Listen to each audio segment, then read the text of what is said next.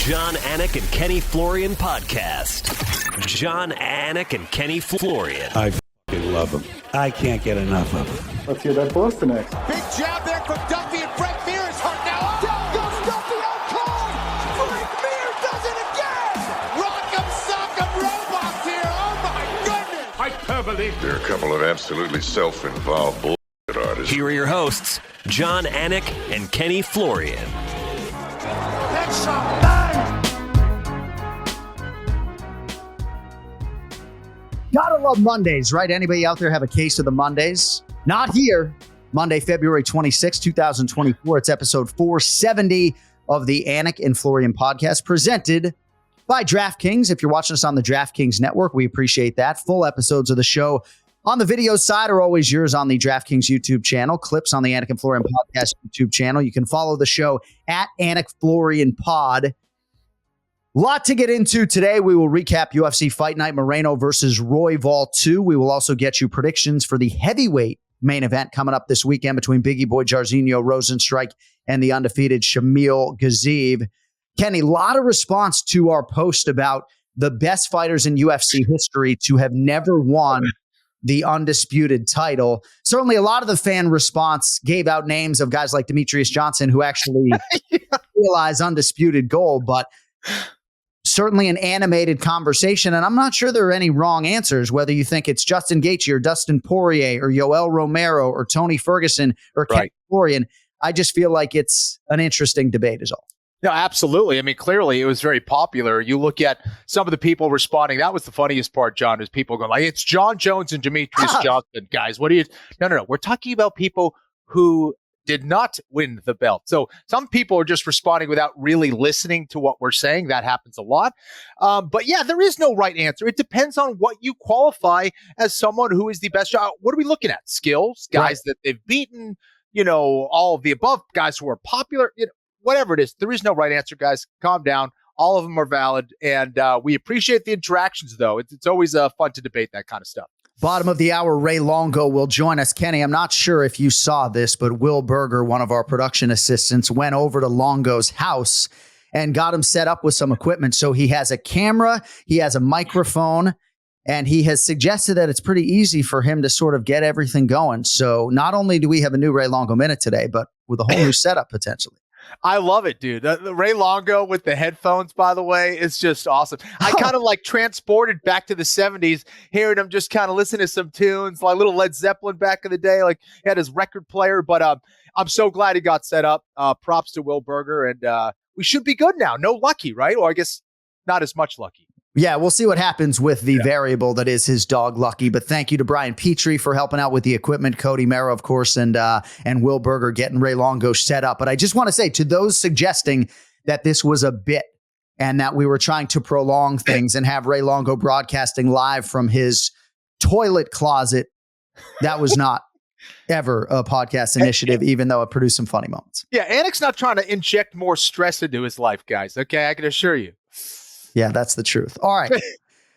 Let us get into headlines as we recap UFC Fight Night Moreno versus Royval 2. But before we do that, we have a very special guest on the line. This is a sports media executive who played a huge role in the careers of Kenny Florian and myself. The great Kieren Portley is with us. Ports, I love you, buddy. Let's go. Guys, I'm nervous. I feel nervous. Can you even hear me? We need to do a mic check. We didn't do a mic check. We're not yelling at each other. I mean, I don't feel like this is really getting into the swing here. Every time I hear Port talk, it's like, how did this guy not like get behind a camera or like do radio stuff? Look at that voice. Yeah. How you doing, Port?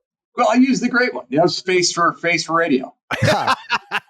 Well, you look great as always. We know you're always hitting the gym hard, but I sit here about 20. I still use the Florian freak. Can I swear? Do I have yes, to be you can fucking swear. Okay. So I still use the fucking Florian. I apply most things I learned from Florian into still what I do. I don't know. If I get one little ache, I go, hey, where's the fucking Florian? And somehow you're still alive. This guy. Oh, wow. My goodness. Further greatness, Anthony Spadacenta, one of our other longtime staples on ESPN MMA Live. Ports, it's great to see you, man. And, I don't want to get serious right off the top, but I'm 20 years into my broadcasting career. I've never won an award.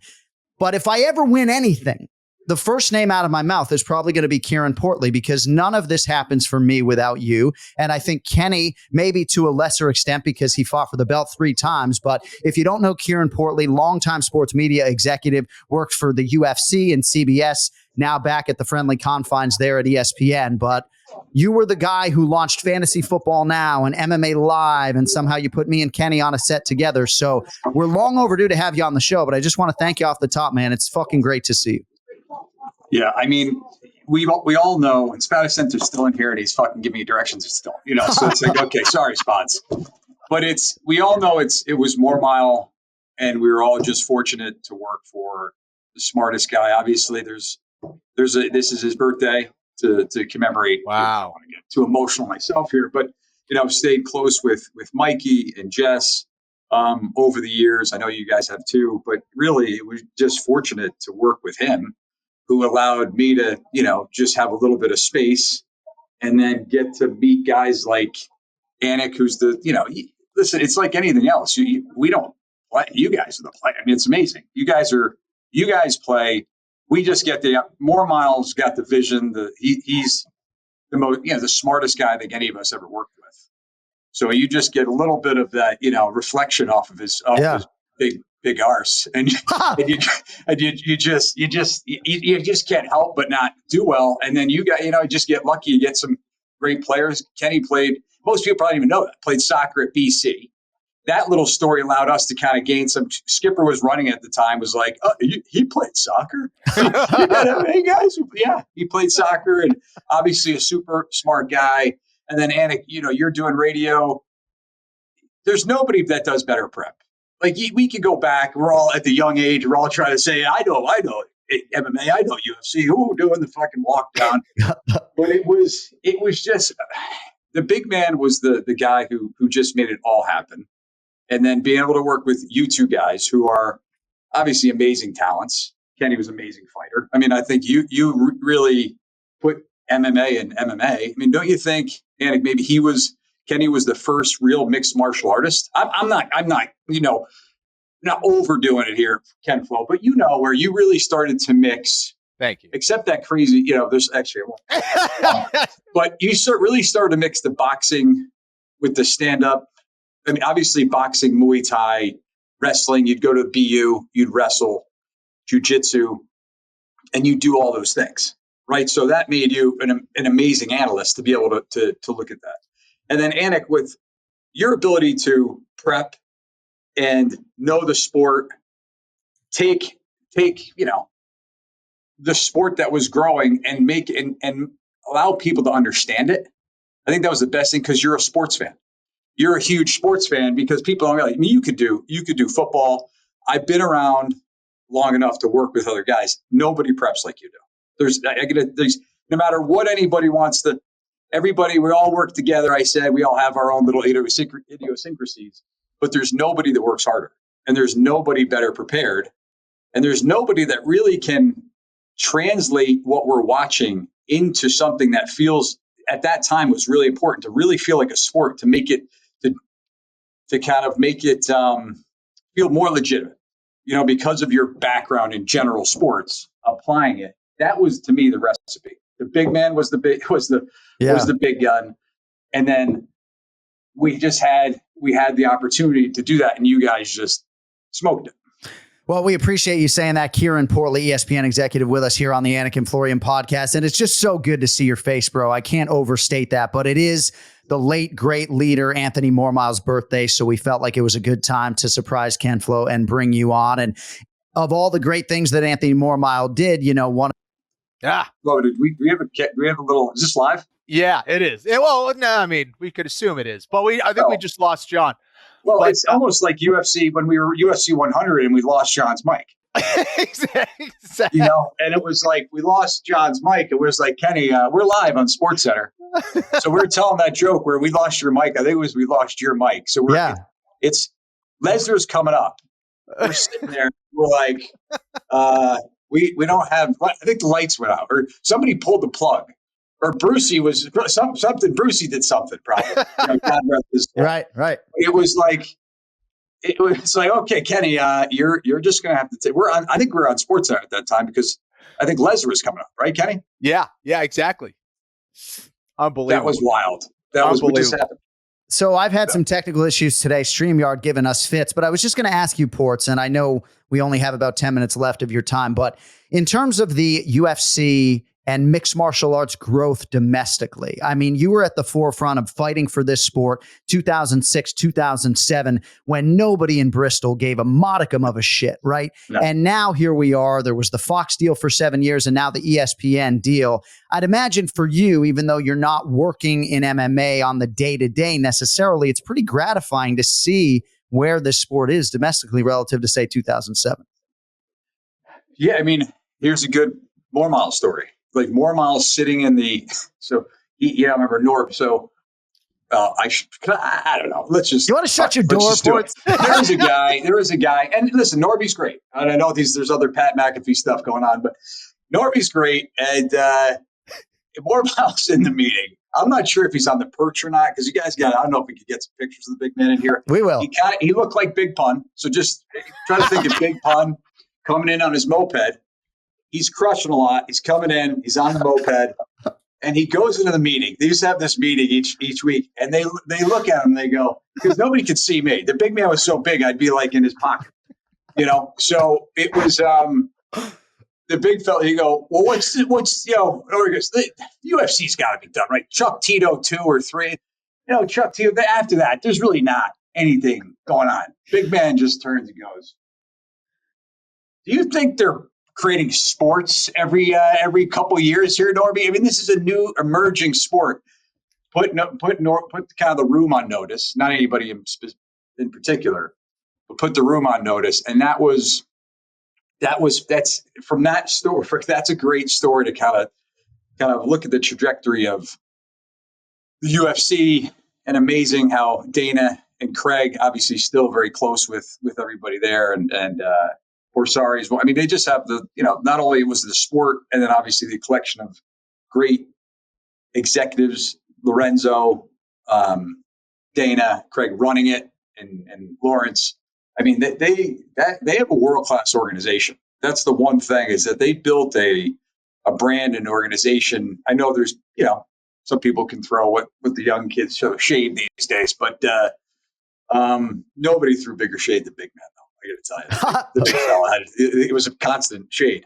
But they really did an amazing job. So yeah, I'm just fortunate just to even be slightly involved. And then obviously when I turn on and watch you guys, I watch the pay-per-view. Kenny, I follow you still choking people out and winning tournaments in the 70 and older category. I'm just proud of you guys. Thank you, man. None of this would be possible without you, dude. But I get uncomfortable when I hear compliments, dude. You're kind of sending all these compliments about me and John. What were some of the funny things when John and I were coming up? Some of the dumb things that we did when we were started. Do you have any stories about that? No, I don't think. I mean, well, I just go back to the funniest thing was when Skipper was he played soccer. Skipper is a big soccer guy. Yeah. And they're he played soccer at B. And remember, he went to UFC 100, got a little blood. He came up and talked to you guys.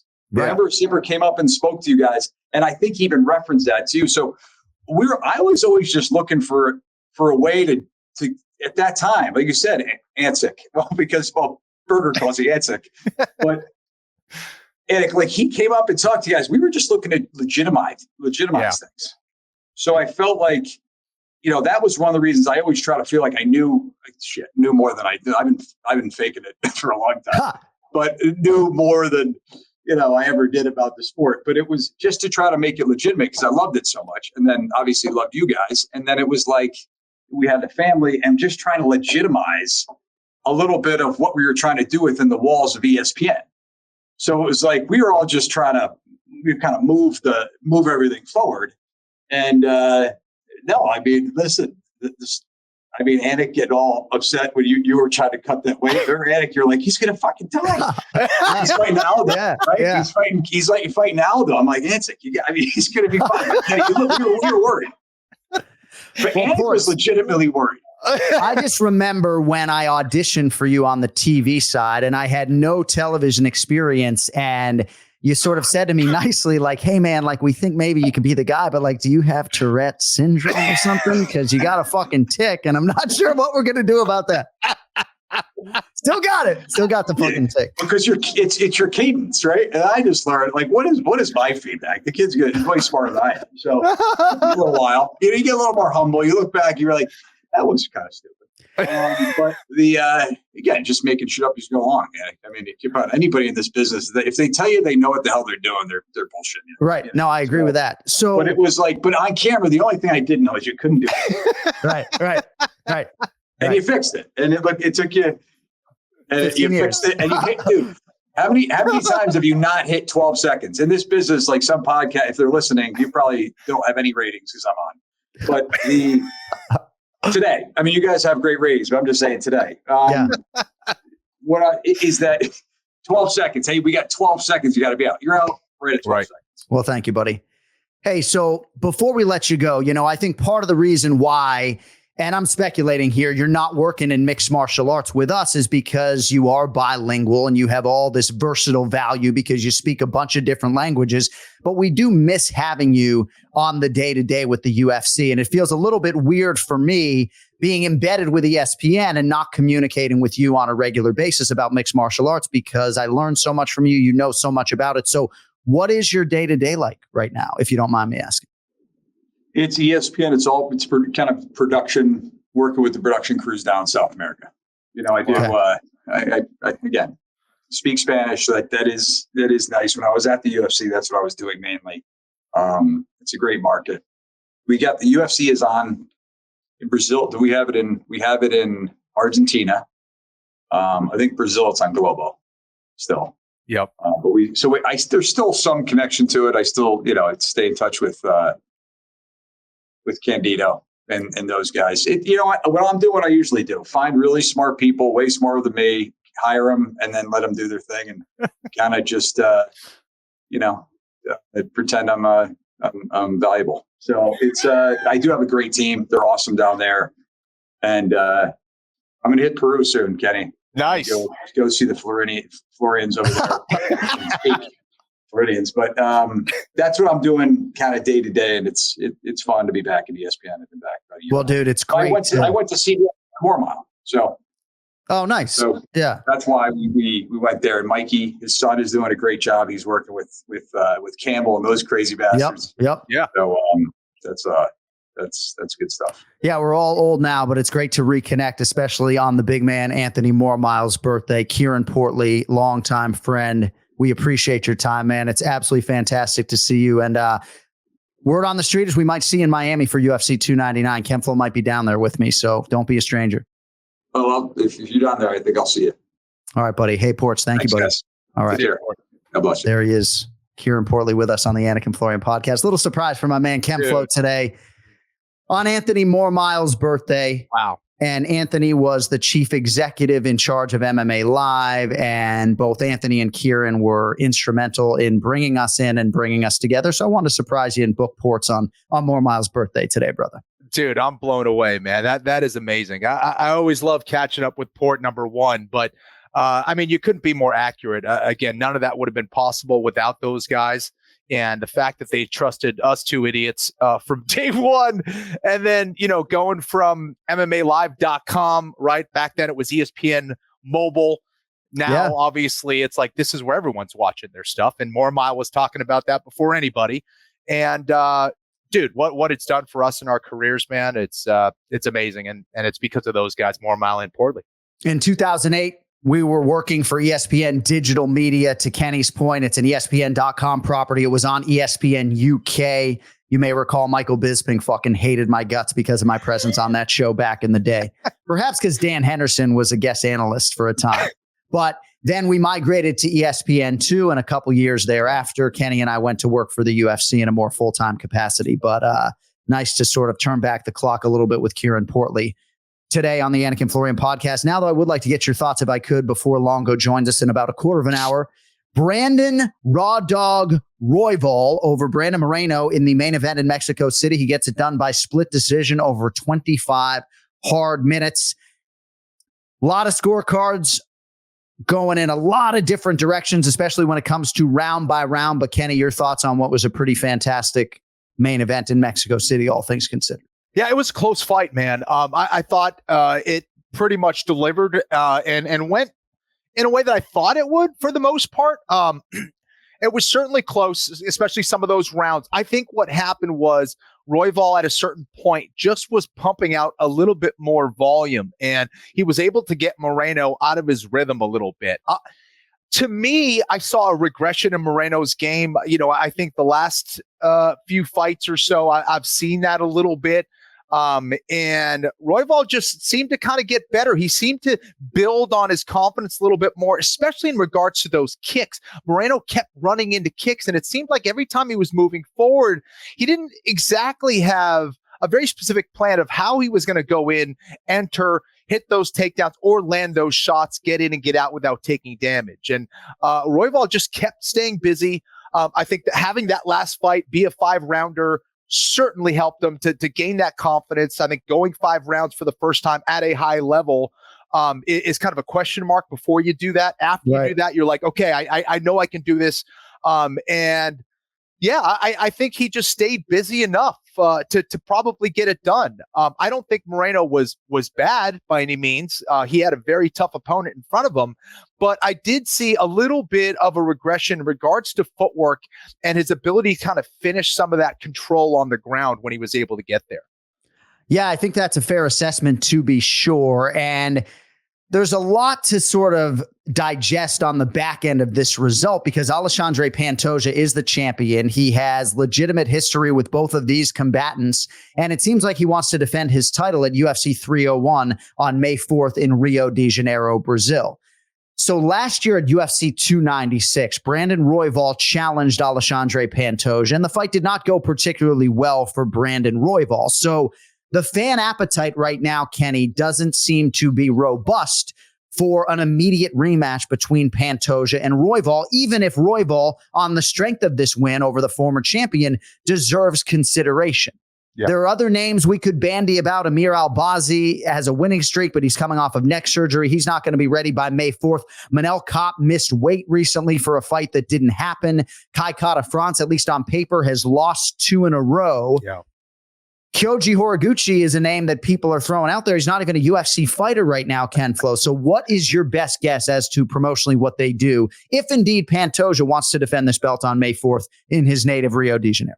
Well, they might just be in a holding pattern to kind of wait how things play out, right? But I don't know. Right now, based on all those names, listen, Royval would be the only guy available, and I think worthy of getting that next title shot. I think it's hard for a promotion to rely on someone who's not making weight, and certainly on a losing streak. It's going to have to be someone who has won their last fight, who was looking good, and has shown that they are elite. And Royval did just that against an excellent fighter in Moreno. So as of right now, if I'm the promotion looking at who would be that next guy, I think there's only one choice right now.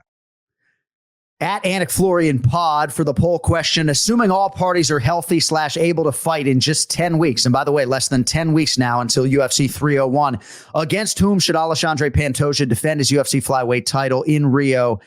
31% of you want to see him defend against the winner of a fight this weekend between Alex Perez and Mohamed Mokaev. Then 30% for Brandon Royval, 20% for Amir Albazi, he's not available, and then Manel Kape, 19%. So the majority, albeit a 31% majority, feel like the winner of the fight this weekend, KenFlo, between Alex Perez and Mohamed Mokaev could determine the next title challenger. Now, I would suggest maybe it's a little bit too soon for Mokaev, but he would be 6-0 in the UFC, and he would have then beaten Alex Perez, a former world title challenger. Certainly for Alex Perez, Kenny, he's barely fought since he challenged Davison Figueiredo. But were he to go out and finish Mohamed Mokaev, perhaps Alex Perez would have a case.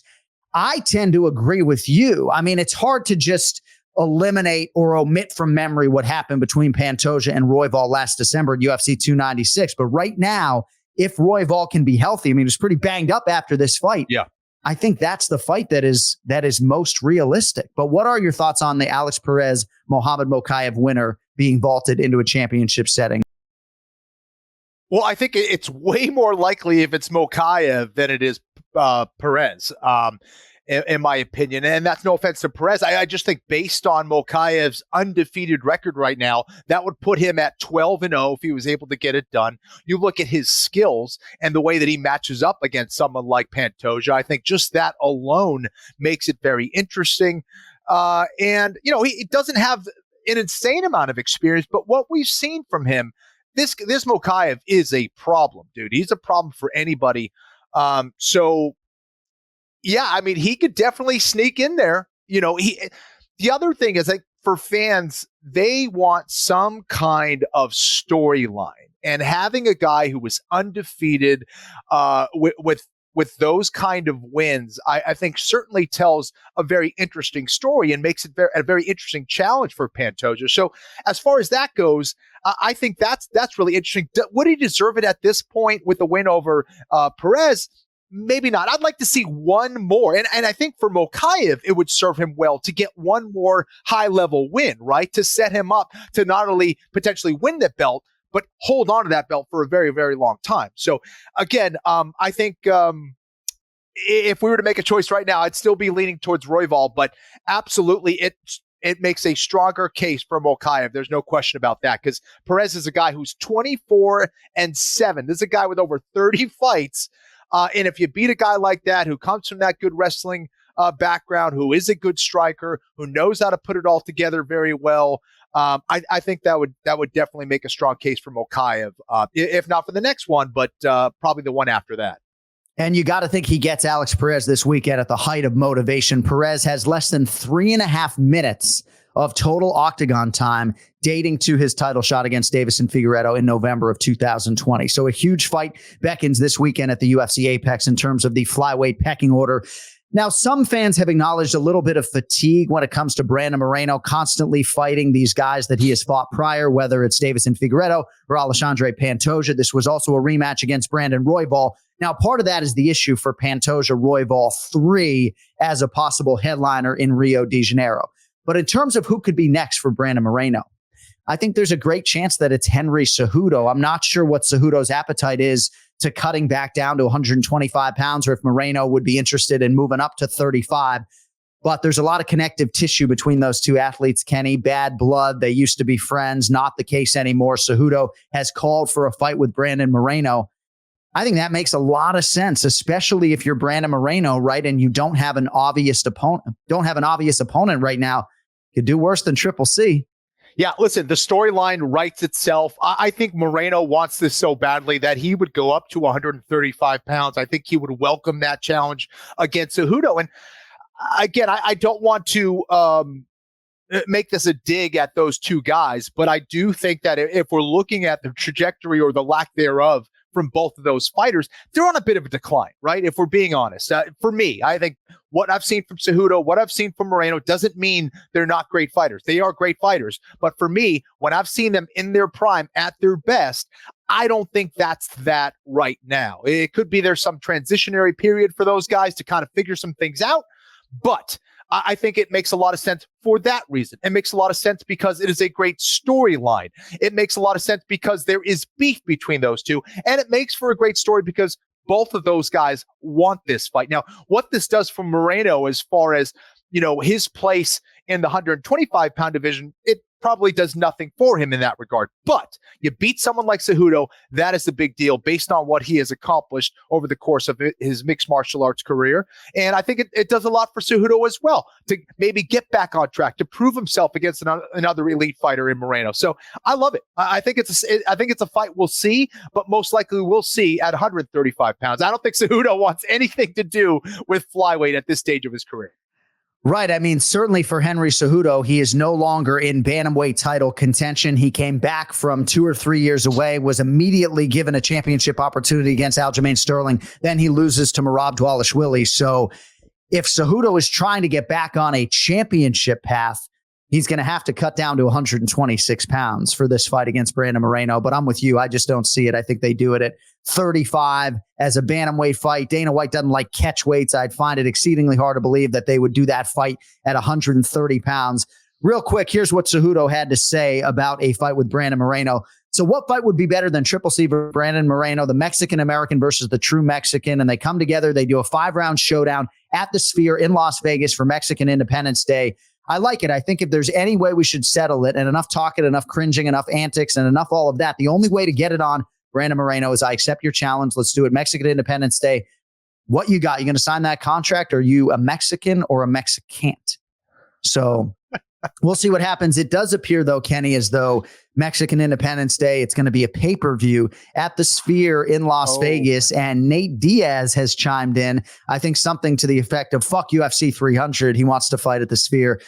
I think that is going to be the most requested date and show in UFC history when it comes to the athletes asking the promoter if they can compete inside the Sphere. I have never seen anything like that. Sphere ever. Like, it just, the way that it sticks out, even when it was being built, I was like, what the hell is that thing? And the fact that the UFC could potentially put on an event there, that would be insane. Like, as far as just a show and delivering, like, again, Dana's really fired up about it, and he's going to try to blow it out. So I think that would be the event to be at, not only as a, as an event itself, but to be there live. I'm not sure it gets any better than that, to be honest. I think Dana White has already come out and said that we're going to lose money for that show.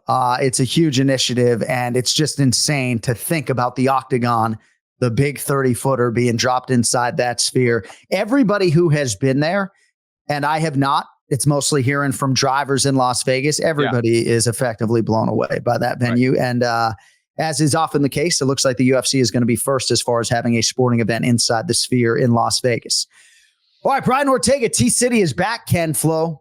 Big win over Yair Rodriguez in the co-main event. You had to look far and wide for people back in T-City as an underdog here on the road. He gets it done by arm triangle at the 58-second mark of round 3. And not unlike most Brian Ortega fights prior, he had to go through adversity to get the job done, but beautiful trip into the submission there, and T-City gets it done and immediately injects himself back into the featherweight mix. Yeah, John, really, that is the story, not only of dealing with adversity, in that first round, but even just to start the fight wasn't even there. It didn't even start yet. And you see him bounce it around. And it looked like he twisted his ankle. I'm like, oh my gosh, are you kidding me? Is it his knee? Is it his ankle? What the hell's going on?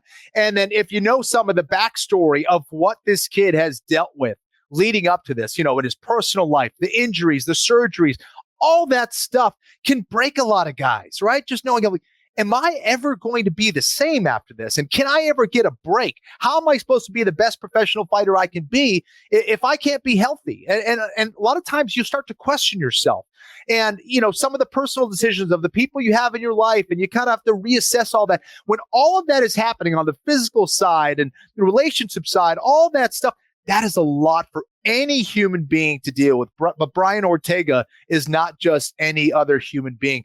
It was great to see him, adjust after that first round. He started realizing, hey, this is where I'm at my best. I need to take this fight to the ground. That's where I'm going to beat Yair Rodriguez. And Yair Rodriguez was helping Ortega do that. It seemed like, for me, Yair tried to make it a fight about machismo, right? And as a Latin guy myself, sometimes we go out there and we lead with, oh, I'm going to be the tough guy out there. I'm going to do this and that. Well, listen, machismo, courage, toughness never gets injected into the equation if you're across from a very intelligent fighter who knows how to execute.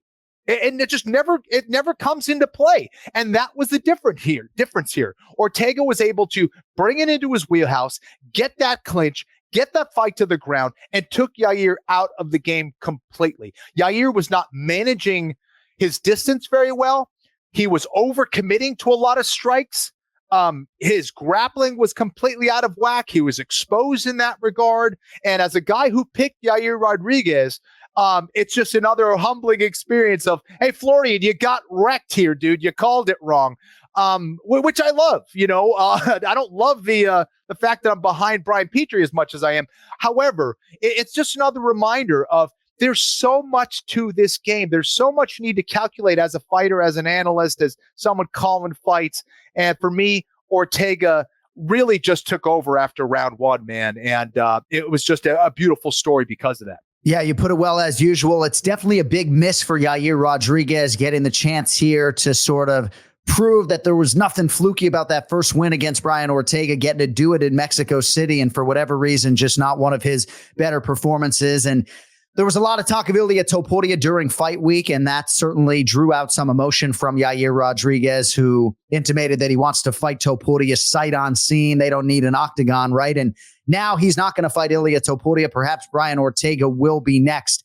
I would like to see Brian Ortega fight Movsar Evloev. I think that is the fight to make as a 5-round main event, as a championship title eliminator. I think a lot of the questions have to do with the calendar and getting a venue in Spain and Alexander Volkanovski's desire to take some time off or turn around quickly. But Kenny, correct me if I'm wrong.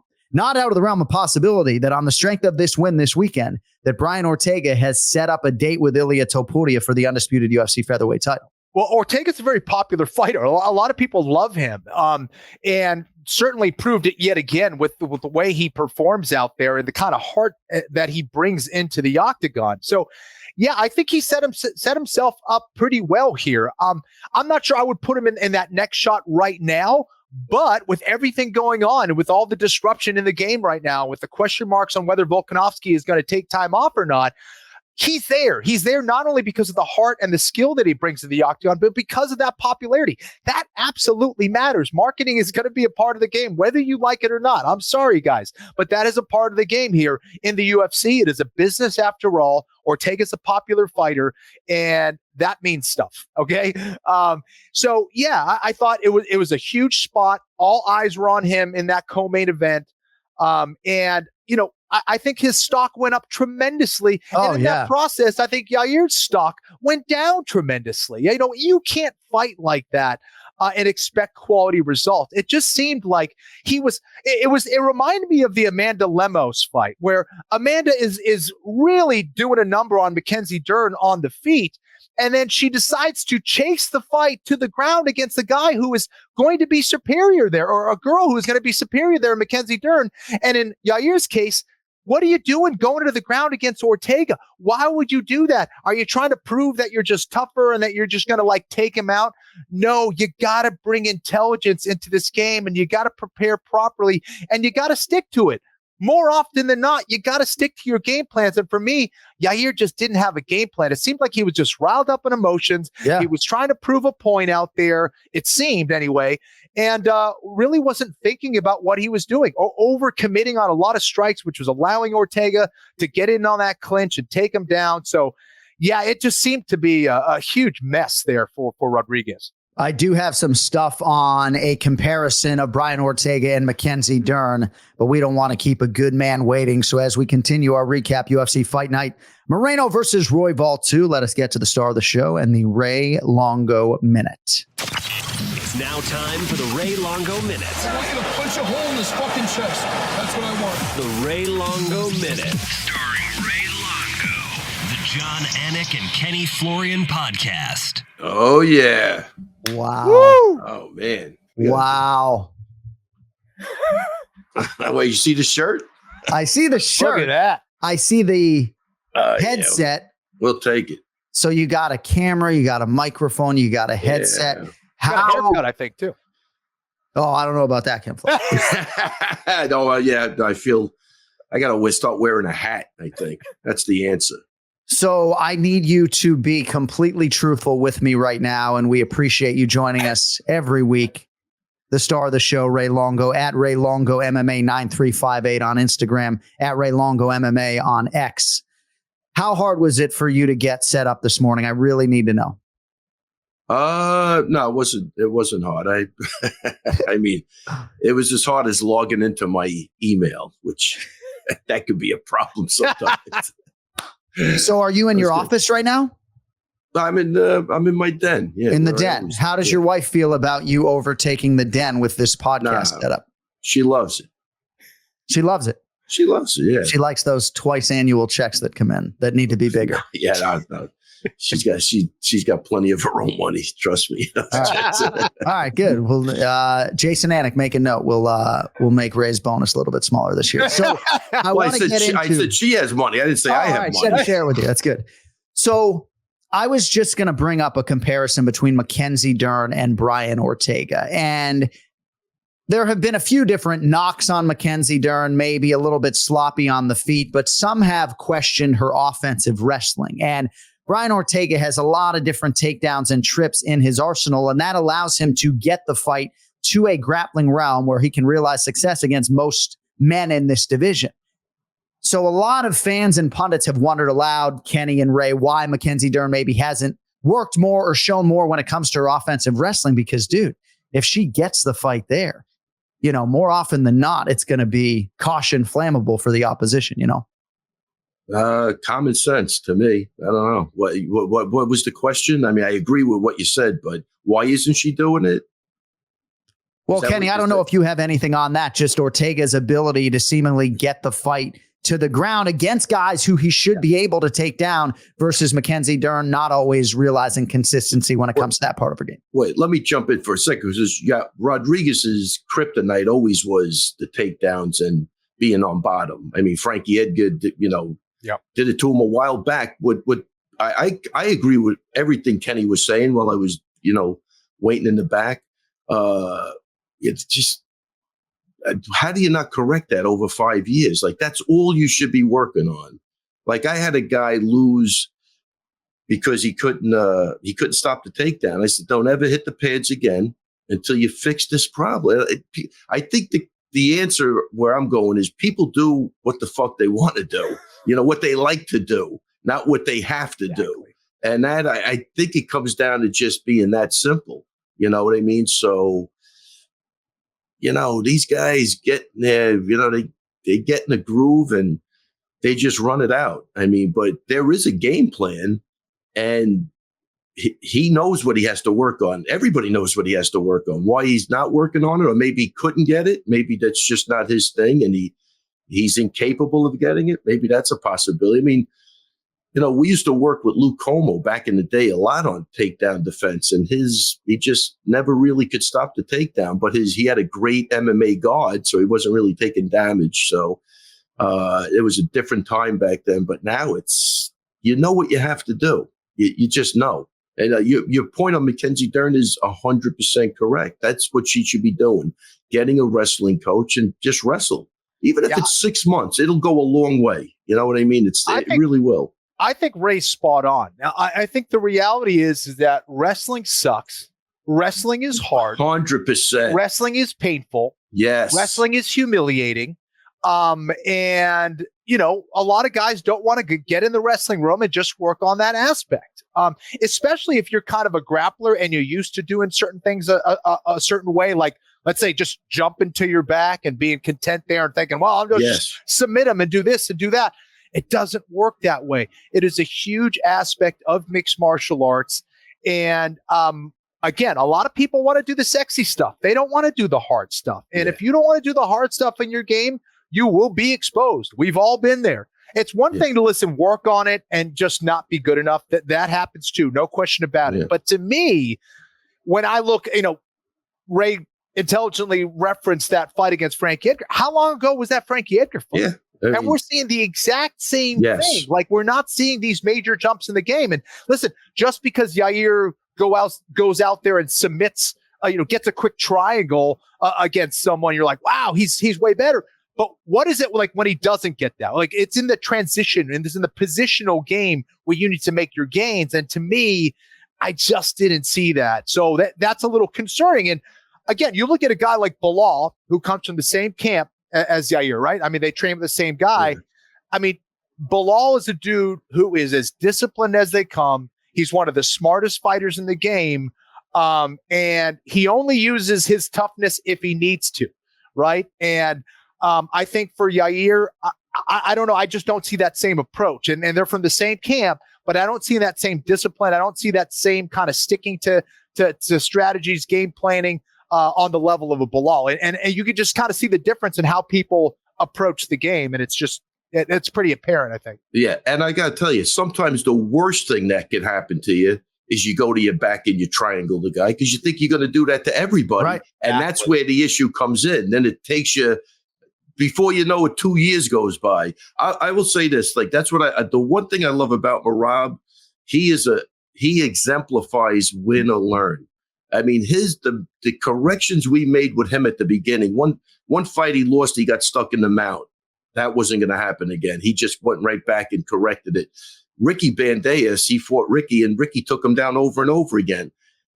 That's when he started correcting his wrestling. And that's why he's got that bond with Aljo, because he couldn't get away with that with Aljo when they sparred. And he thought, he was a mad hatter, but even that wasn't good enough. You know what I mean? And Aljo, that's why he's got the respect for Aljo. Aljo really tightened up that guy's wrestling game, and he should never fight him because, Aljo put a lot of time in with that. That's why I think you see Merab always, giving Aljo credit, because that's what happened. Aljo really tightened up his wrestling game. And now you got a guy carrying a gold medal winner across the octagon and talking to Mark Zuckerberg, one of the richest guys in the fucking world. This is what I mean, but it's not an accident. That's what I'm trying to say. He never, ever lost a fight and didn't make the corrections. Go back and look at his fight with Frankie Science. I mean, what do you have? 14 takedowns, but he was flying over his back, no control. Yeah. He was crazy. Just look at his progression going up. Look at it. He tightened everything up. Still a ways to go in a lot of areas, but when you put, dedication and animosity and, killer instinct and the enjoyment of fighting, like, he's not going to back away from something he doesn't like to do. He's going to attack it and get it to where he doesn't like that feeling of being taken down. So, it's amazing to harken back to those early training sessions between Merab and Aljamain Sterling, right? Hard work and dedication, right? Nope. Floyd Mayweather, say what you want about him, but few were working harder, especially in his prime. And I do think the Mad Hatter is actually a great nickname for Merab Dvalishvili, but he's the machine, and that one's probably better. Kenny, real quick. So I remember when Kenny started working on his wrestling with Sean Gray at Boston University, and he would come to ESPN and be like, I just should have been doing this way sooner. And it's just hard to sort of close a gap when, Kenny's playing soccer competitively at a very high level for much of his life and doing jujitsu, but not really wrestling. Like, Kenny, I've had conversations with Carla Esparza and Henry Cejudo just about their own wrestling maintenance, right? Never mind the jujitsu maintenance. Nothing fun about some of those things. But if you think for a second that Carla Esparza doesn't maintain her wrestling chops, otherwise it goes away. There's no question about it. I think you have these perishable skills. Everything in combat is you have a perishable skill. If you're not doing it every single day, then you lose it. It's not one of those things like riding a bike. You learn and then you're good.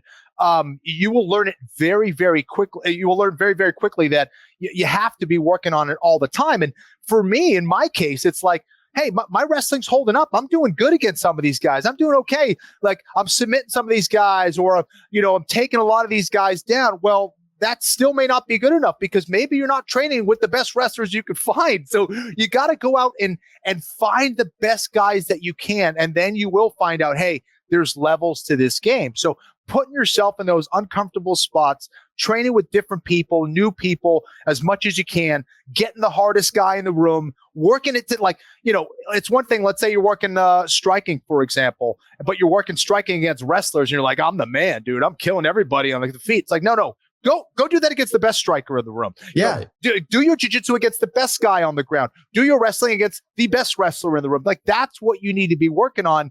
And sometimes you just get comfortable, or sometimes you have a training partner. You just kind of know the ins and outs of their game, and you think you're doing great against wrestlers, but it just happens to be that training partner that you know extremely well. So there's a lot to it, no question about it. But that's what makes this game so exciting, so frustrating, but also so exciting and interesting. Yeah, and John, the blueprint is there. It's an easy blueprint if you could follow it. But when Kenny was fighting, we were in like an arms race. Everybody was learning. You came in with it's different today, but back then it was like, well, what's that guy doing for strength and conditioning? That guy's going. Yeah, we're all learning. Like, everybody was it was on the job training, man. It was a beautiful period of time because it was a lot of fun, Kenny, back then. picking up new skill sets. Now it's different. That's why these wrestlers that come in, they've been through the grind for probably 10 years, minimal, every day. I watch the kids when we had the wrestling program at the gym. These are young kids every day grinding it out. By the time they get to 20 years old, they already have a skill set. They have the mentality. And it's easier, I think, to pick up jiu-jitsu at that point than it is going the other way around, unless but look, Jersey, some of these states, New York, they have great wrestling programs, so the blueprint is there. But I do think it comes down to human nature, and people are going to always acquiesce to what they feel good doing. You know what I mean? Just in life in general, you know what I mean? But the guys that don't, those are the guys that go to the top, man. You know what I mean? Like, even for the wrestlers, I mean, he sparred pro boxers all the time. Like, it was just, back in the day, I would be scared shit to bring a guy. I used to bring guys to the PAL just to test their confidence and to see if they have the heart to do this, because they were going to get a beating. Now everything's kind of equaled up. You could go in and box with a boxer, like Kenny says. Get a good wrestler, go in and wrestle with him. It's doable. It's there if you put the time in. And I think just going referencing back to that fight, just maybe he's just having a good time doing what he's doing and he doesn't care. I don't know, but you can't tell me that guy put the time in the wrestling as we would see it. You should see him hit pads, though, man, huh? Guy can fucking listen. crack. You said it, John. His stand-up is phenomenal. He tuned up Brian Ortega. How impressive was a win for Brian Ortega in that fashion? You look like those live odds after the first round had to be disastrous. Then after the second round, they went in Brian Ortega's favor. You saw what was going to come. He survived that storm. It's the old jiu-jitsu additive: survive first, then win. That's what he did. He got out of that first round. He came back, and God bless him, man. That was a great fight to watch. And I think there's so much people could learn from that fight. It's incredible. Well, and there's parallels to be drawn to an average man like me, right? My comfort zone is more going out and running 4 or 5 miles, but I see much greater gains when I'm actually doing strength and conditioning 3 or 4 times a week, even though that for me is much harder. And when I am in the realm of doing that and running less, I notice major changes in my body as opposed to just burning muscle every time I go run 5 miles. And I will say too, Kenny and Raymond, if our UFC Hall of Fame matchmaker Joe Silva was still around, I can almost guarantee you he's asking Yair Rodriguez to fight Movsar Evloev or Diego Lopez or one of those guys, right? All right, now you're going to have to go through a training camp where all you do is wrestle. Otherwise, Movsar is going to eat you for dinner. Right. Well, I think it's interesting also from the standpoint of Ortega being so good with his submissions on the ground. It's like, well, okay, Evloev, I know he's done very well against people taking them down, but it hasn't been Brian Ortega. He has one of the sharpest submission games in the UFC, period, in my opinion. So I think just that alone makes a difference. But, I posted something that I actually thought round 1 of that fight was a 10-8 based on the knockdown, based on the fact that I thought Ortega was hurt probably 2 or 3 times badly before that. I know he came back at the very end of that game, but he didn't really land any strikes. Is that crazy to think? I mean, it had to have at least been close to a 10-8, I thought, right? Or no? No, I agree with you on that. I'll tell you, but before I get out of here, holy shit, that head and arm choke, the way he put that thing on. Dude, that you might as well put that kid's head in a vice. That was instant, man. When I saw him, he must have cut off 10 arteries with that. I mean, that was beautiful. And he's got to have tremendous squeeze strength, I would imagine. Plus the way he put that on, damn, there was no place to go. That was a wrap right away. Yeah, and I really feel good for Brian Ortega. I got to know him a little bit doing a Toyo Tires commercial shoot a couple of months ago, and you just feel good for this kid who has dealt with a lot of personal and professional adversity and the shoulder injury, of course, and missing big chunks of his fighting prime to come back in this setting in Mexico City in a rematch, lose the first round the way he did, and then to get a submission in round 3. Got to feel good for the fan favorite T-City, Brian Ortega. Raymond, can I get your thoughts on Brandon Royval and Brandon Moreno in the main event? Yeah, one quick thing, though. Please. The way he went out in the first fight, John, and then when he jumped up and rolled his ankle, I go, holy shit, this kid is cursed. Please don't do this. please just go out there with one leg and just fight. I felt so bad when I saw that. I go, holy crap. But God bless him. He did a great job. Main event. Yeah, the main event, I don't know what the hell it was looking like. Kenny, we'll take your honesty. We'll take your honesty. I kind of don't know what Moreno's it was just okay for me. It was just okay for me. I tell you what, listen, the other kid, Royval, tremendous pace, not a big puncher, but he gets his combos off. Knees are very dangerous. His left kick is, his left side is obviously his secret to his success, and his pace. Moreno, when he was dancing around the first round, I don't know what was going on. Yeah. I don't know. He started looking like winging punches. I mean, he did land the biggest shots. They had the bigger effect. I think they got the scorecard right, if that's what you're asking. But I kind of started after the Ortega fight. It was like anticlimactic to me. I started drifting into that in that fight a little bit. And I'm just being honest. No, that's fair. Because it wasn't one of those fights like the Ortega fight. You're engaged, like you can't move.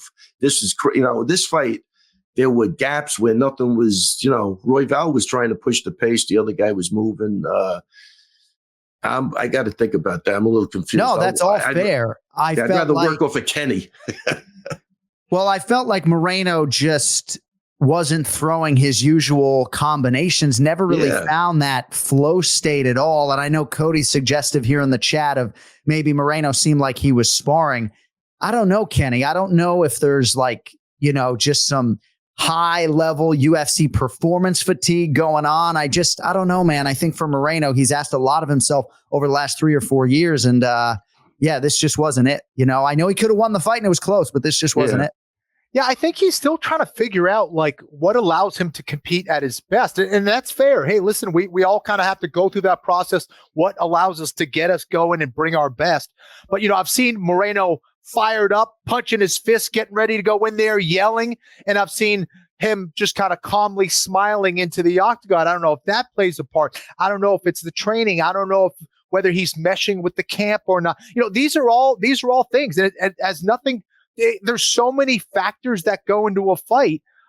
It's hard to identify just one thing, especially if, I'm just looking from the outside looking in.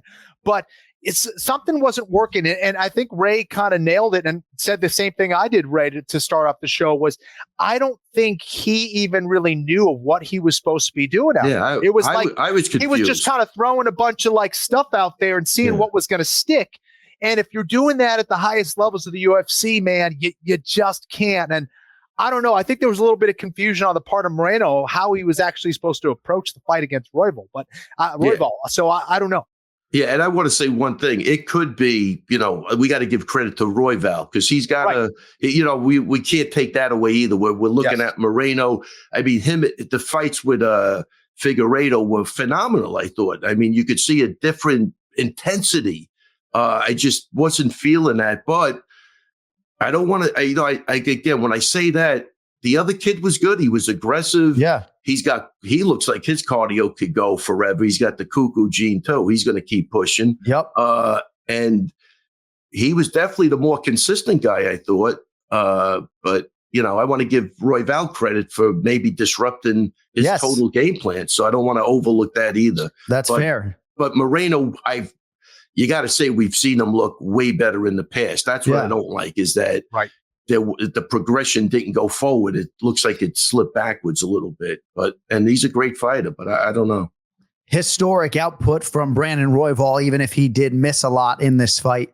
But I don't think any fighter has thrown more strikes other than Max Holloway, who, of course, is immortalized behind me for his January 2021 triumph over Calvin Kattar over 5 rounds on Fight Island. But congratulations to Brandon Royval. And yes, it seems like there's not an obvious number 1 flyweight contender, Raymond. It's too bad your guy, Merab Dvalishvili, can't make 125. He can barely make 35.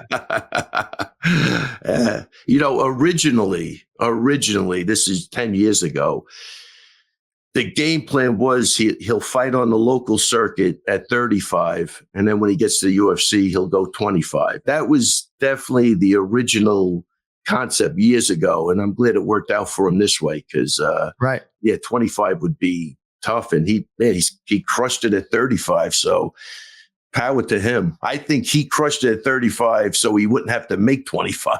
Right. I think more like I think that's the guy he is, man. So, well, hey, this division, with respect, could use Pumi Nakuda right now. I mean, give the kid a shot. No? Hey, I mean, it's not up to me. I mean, it's crazy. I don't wield a lot of power, but it would seem to me like he would be a great signee for the UFC right now. And it's not to denigrate the top of this division. You know, Charles Johnson and some other fighters have come to the defense of a lot of these contenders. A lot of them either are not available health-wise, or there's maybe too much history, recent or otherwise, with Alexandre Pantoja. And as such, there's not an obvious flyweight title challenger. But I feel pretty convicted in saying one way or another, Pantoja is defending this belt in 9.5 weeks, and it's going to be against one of these guys. So, yeah, which is, I mean, how many times did Figueiredo fight Moreno? 3, 4, 5, 4? It was 4. I mean, and he's already, Brandon Moreno and Pantoja have already fought 4 times. One was an exhibition on the Ultimate Fighter, right? But those guys have already fought 4 times. And Royval has fought Pantoja twice as well. Yeah. So, yeah, but I would think by talking to Mick Maynard, even about Pumi, that he was not happy with that main event. I don't know if I'm correct on that or not. No, I think you probably are. And the whole landscape looks like it's like, where are we going? Yeah. All right, Ray, before I let you go, I ordered the PFL pay-per-view this weekend because I wanted to see Johnny Eblen against our friend Impa Kasanganay. Yeah. And I also wanted to see this heavyweight Henan Fajeda against Ryan Bader. You know, size matters, right? Size matters. And I think Fajeda's size, Kenny, was honestly the reason why I bought this pay-per-view. So, Ray, could we just get a few thoughts from you on the heavyweights and potentially Francis Ngannou's next opponent in MMA, Henan Fajeda, after he disposes of Ryan Bader properly? I want my money back because I didn't hear Kenny's voice. That's a whole different conversation. That's a whole different I bought that pay-per-view just to support my buddy. I almost broke the TV, to be honest with you. But the Kasanganay fight, I thought that was a good fight. That was a great fight. That was a great fight. Eblen's tough, man. I mean, he got his bell rocked, but again, the wrestling, the mentality, the grind, that's what won the fight, right? I mean, he had to take a beating, but then he did come back and, and win that fight. Close fight, though. What a great progression that guy's had. He's got nothing to be ashamed of. I did think he took his foot off the pedal in the 3rd round, but in a 5-round fight, you could see Eblen would just grind that, keep grinding it out. But hats off to both of those guys. I like Eblen. I really would love to see him fight at the highest level possible. You know what I mean? Because I think he deserves that. He looks good. He looks like he loves being in there.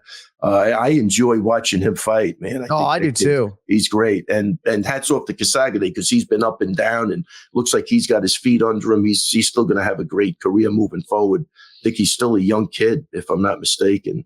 And a sweetheart of a guy, John. The best of guys, right? He's got me reading the Bible, right? Yeah. If I'm reading the Bible, you know that he has had a profound impact on me.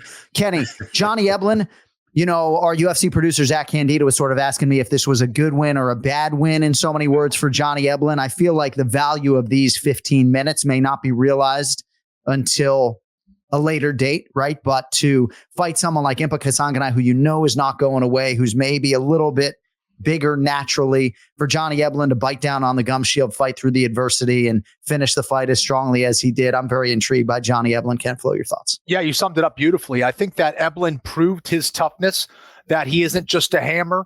He can be the nail and find a way to come back and lean on his wrestling and his ability to grind through and win those critical rounds. And I agree with Ray there that, Impa kind of let his foot off the gas a little bit. Now, it was close enough where I think there's an argument that maybe Impa won that fight, right, to a certain extent, especially some of the damage he landed on the feet, all that stuff. But it's not a good look. Did he do everything possible to make it look better for his case? I don't know. I think he could have done some things, stayed a little bit more active. And I think that's where he got thrown off a little bit, if I'm being honest. And I also think that Impa is far better than people realize. The gains that he has made in the last couple of years on working on his game as a striker, as a grappler, as a knockout artist. All of those things have been vastly improved since he left the UFC and really had to reorganize how he thinks about the sport, how he trains in the sport. And, so I think Eblen really found out how good Impa is, but it's the champions that find a way to get it done when it's not going so well. And I think that's what Eblen proved at the end of the day. I think he's a fantastic fighter. I also think that as a fan, we kind of got robbed of seeing 5 rounds. I don't know why. If I'm being honest, why weren't these championship fights? Why didn't they have championship rounds for a championship fight? Why didn't we see 5 rounds? It made no sense to me. But anyways, so I think things would have been very interesting if we saw rounds 4 and 5. Yeah. But man, just kind of a head scratcher there. But it was a great fight. Yes. High level mixed martial arts, drama. Both guys fought extremely well. I loved the fight. Yeah, and let me say one thing. I think Eblen grows tremendously from this fight. I think he was the type of guy, he loves being in there. He never really got rocked like that. Now he knows, you know what? I gotta square up a couple of things, and I think he's gonna come out of there for even as good as he is. He's gonna grow from that. I think for the first time, I think he hit the adversity from getting your bell rock standpoint, and he now knows that, you know what, against certain guys, I'm gonna have to approach it maybe a little differently because, he's tough as a motherfucker. There's no question about that. So I think he's going to get better. And again, I'd love to see him at the highest level of competition. Yeah. Been a good few months for American Top Team here in Coconut Creek, Florida. All right, Ray, before we let you go, talk to me about this Renan Fajeda and how you might handicap his chances against Francis Ngannou. This dude is fucking massive. That's got to count for something. Yeah, I think so. Look, it's, Ryan Bader had a great resurrection of his career, but he's an older guy now too. So it's hard to, base anything on that. Look, with Francis, it's always this, it's the firstest with the mostest is the bestest. You got 2 big guys like that I can't see him going back and forth in the pocket, for very long, Kenny. I think they both have that knockout power at a very high level. And I think it's going to be whoever gets there first. Based on what I saw, I never really saw the other guy, based on that. Hey, before I get out of here, though, please, I had a kid, Levon. I can't even get his last name correct. Another, he's in that occupied land of Georgia that I guess Russia has. So whatever that, I forget what that makes him. But what an outstanding win he had, his first fight. Watch this kid. I think he's going to do something. His stand-up, Kenny, is phenomenal and exactly what we talked about. He'll be working that wrestling and jiu-jitsu. That's it. His stand-up, I don't even think could get it much better. So watch out for this kid. He had his first win. Shout out to Eric Heyer and Nazim Sadikov. They did a great job. They took him up to Buffalo with the LFA. He did have a couple of hits after the bell, which was not a good look, but I could tell you I'll vouch for the kid. It'll never happen again. He's such a nice kid in the gym, but he's been dying to fight. Nobody would take a fight with him.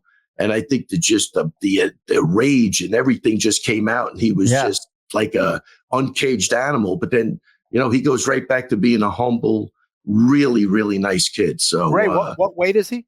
55, which is, and I thought we saw a lot of good 55s on the UFC. Yeah. Some of those, that Moreno, that Zellweger. Zellhuber and Manuel Torres. Yep. There's some good guys, man.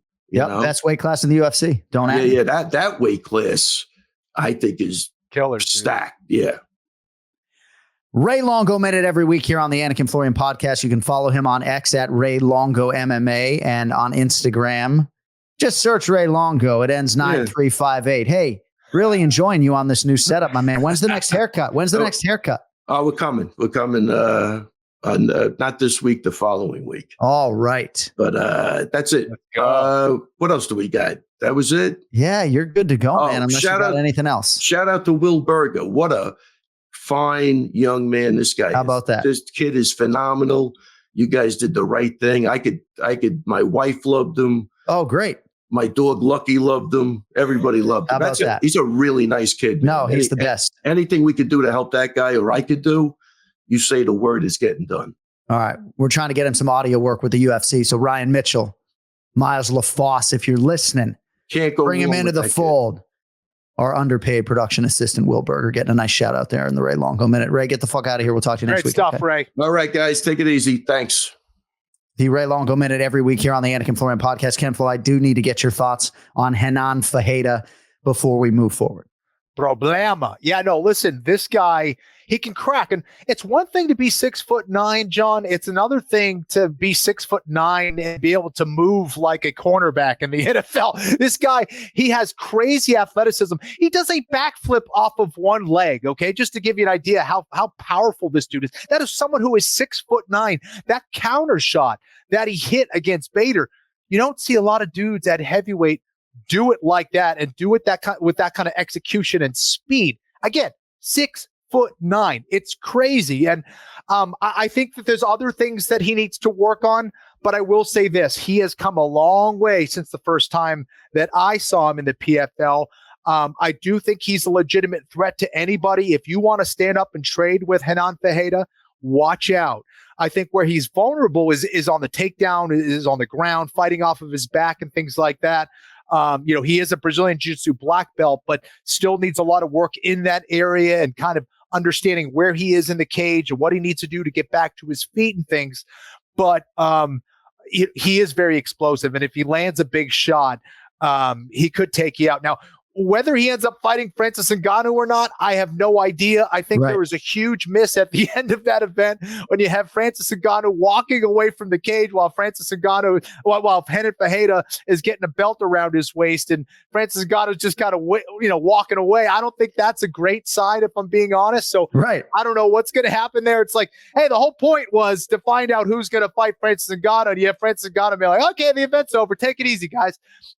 We never got the photo op. We never got any buildup of that fight after that. So I don't know, man. It was kind of a mess in a lot of different ways, if I'm being honest.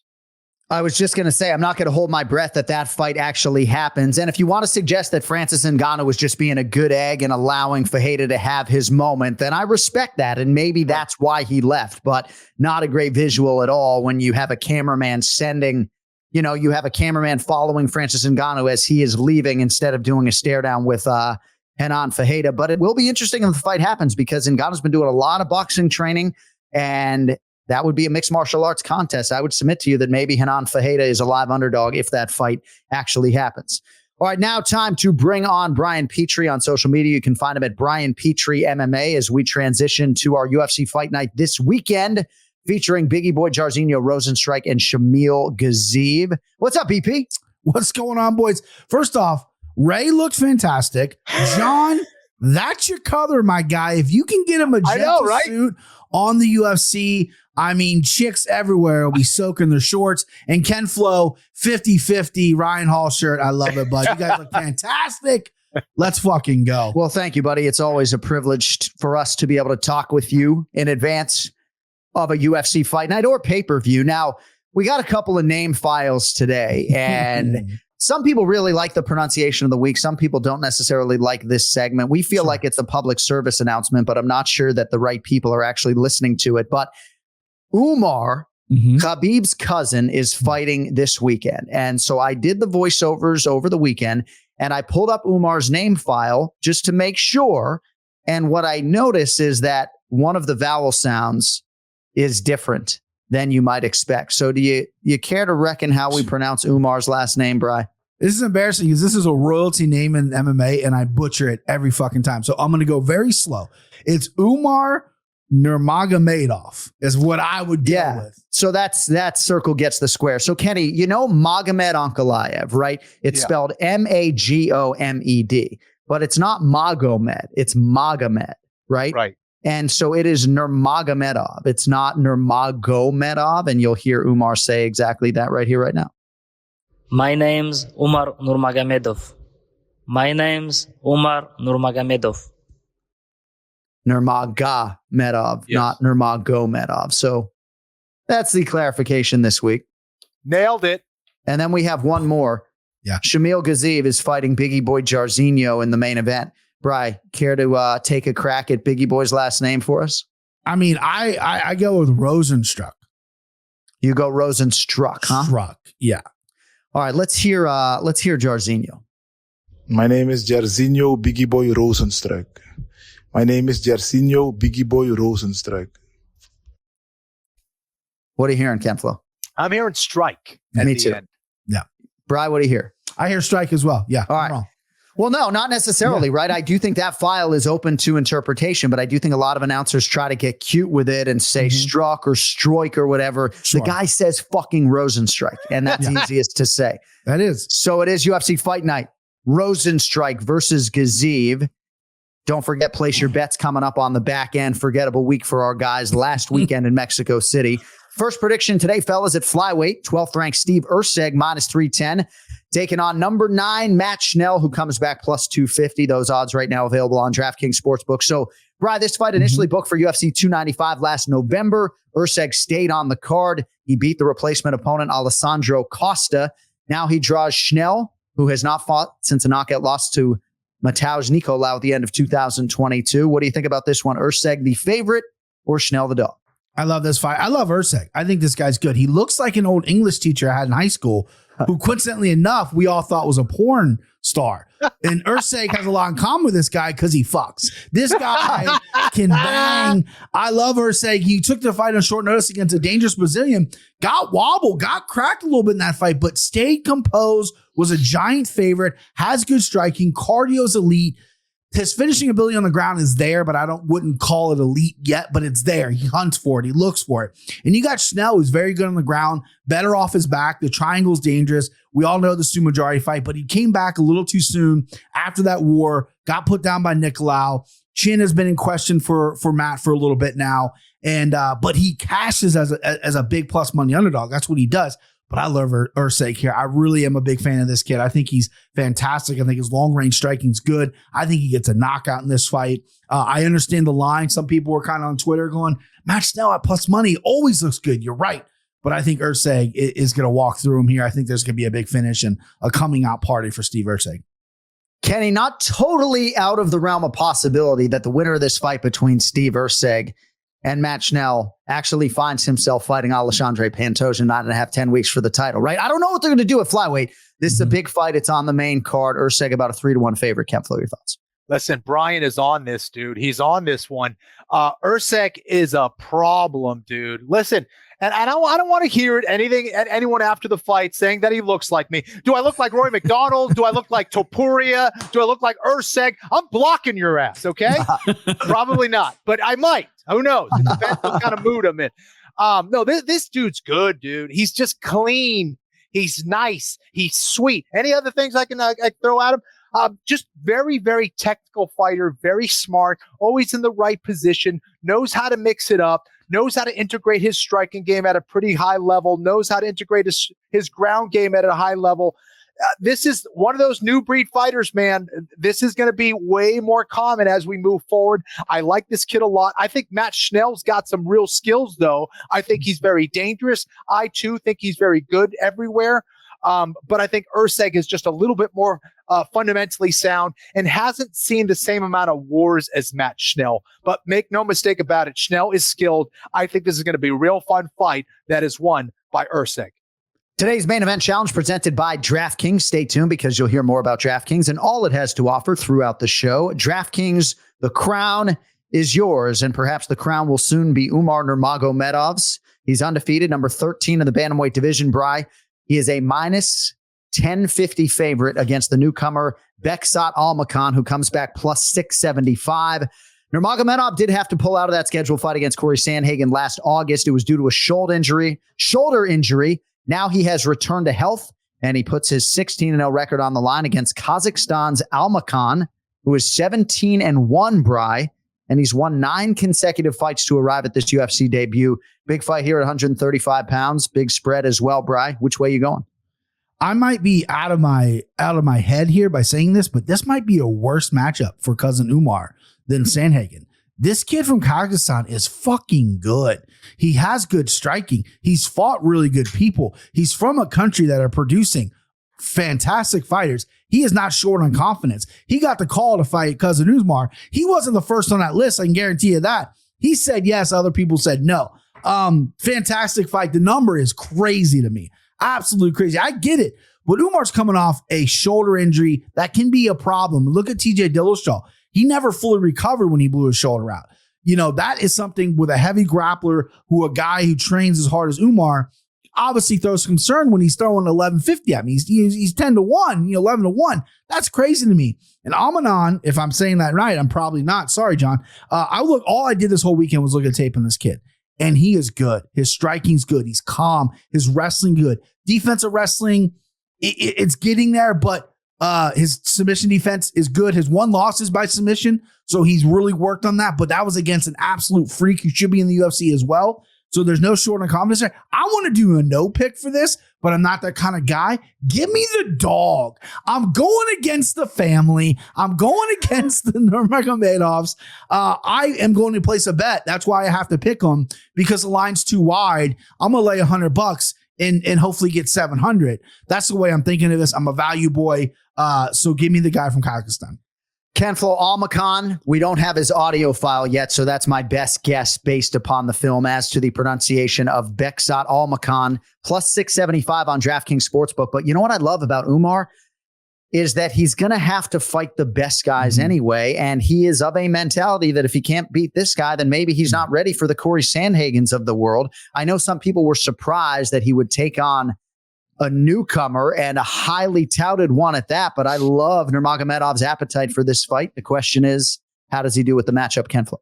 Yeah, this is very, very interesting, and I agree with Brian. I wonder if it's Almahan, the K and the H sometimes will make that ha sound, but either way, like Beksat, he's a very, very good striker.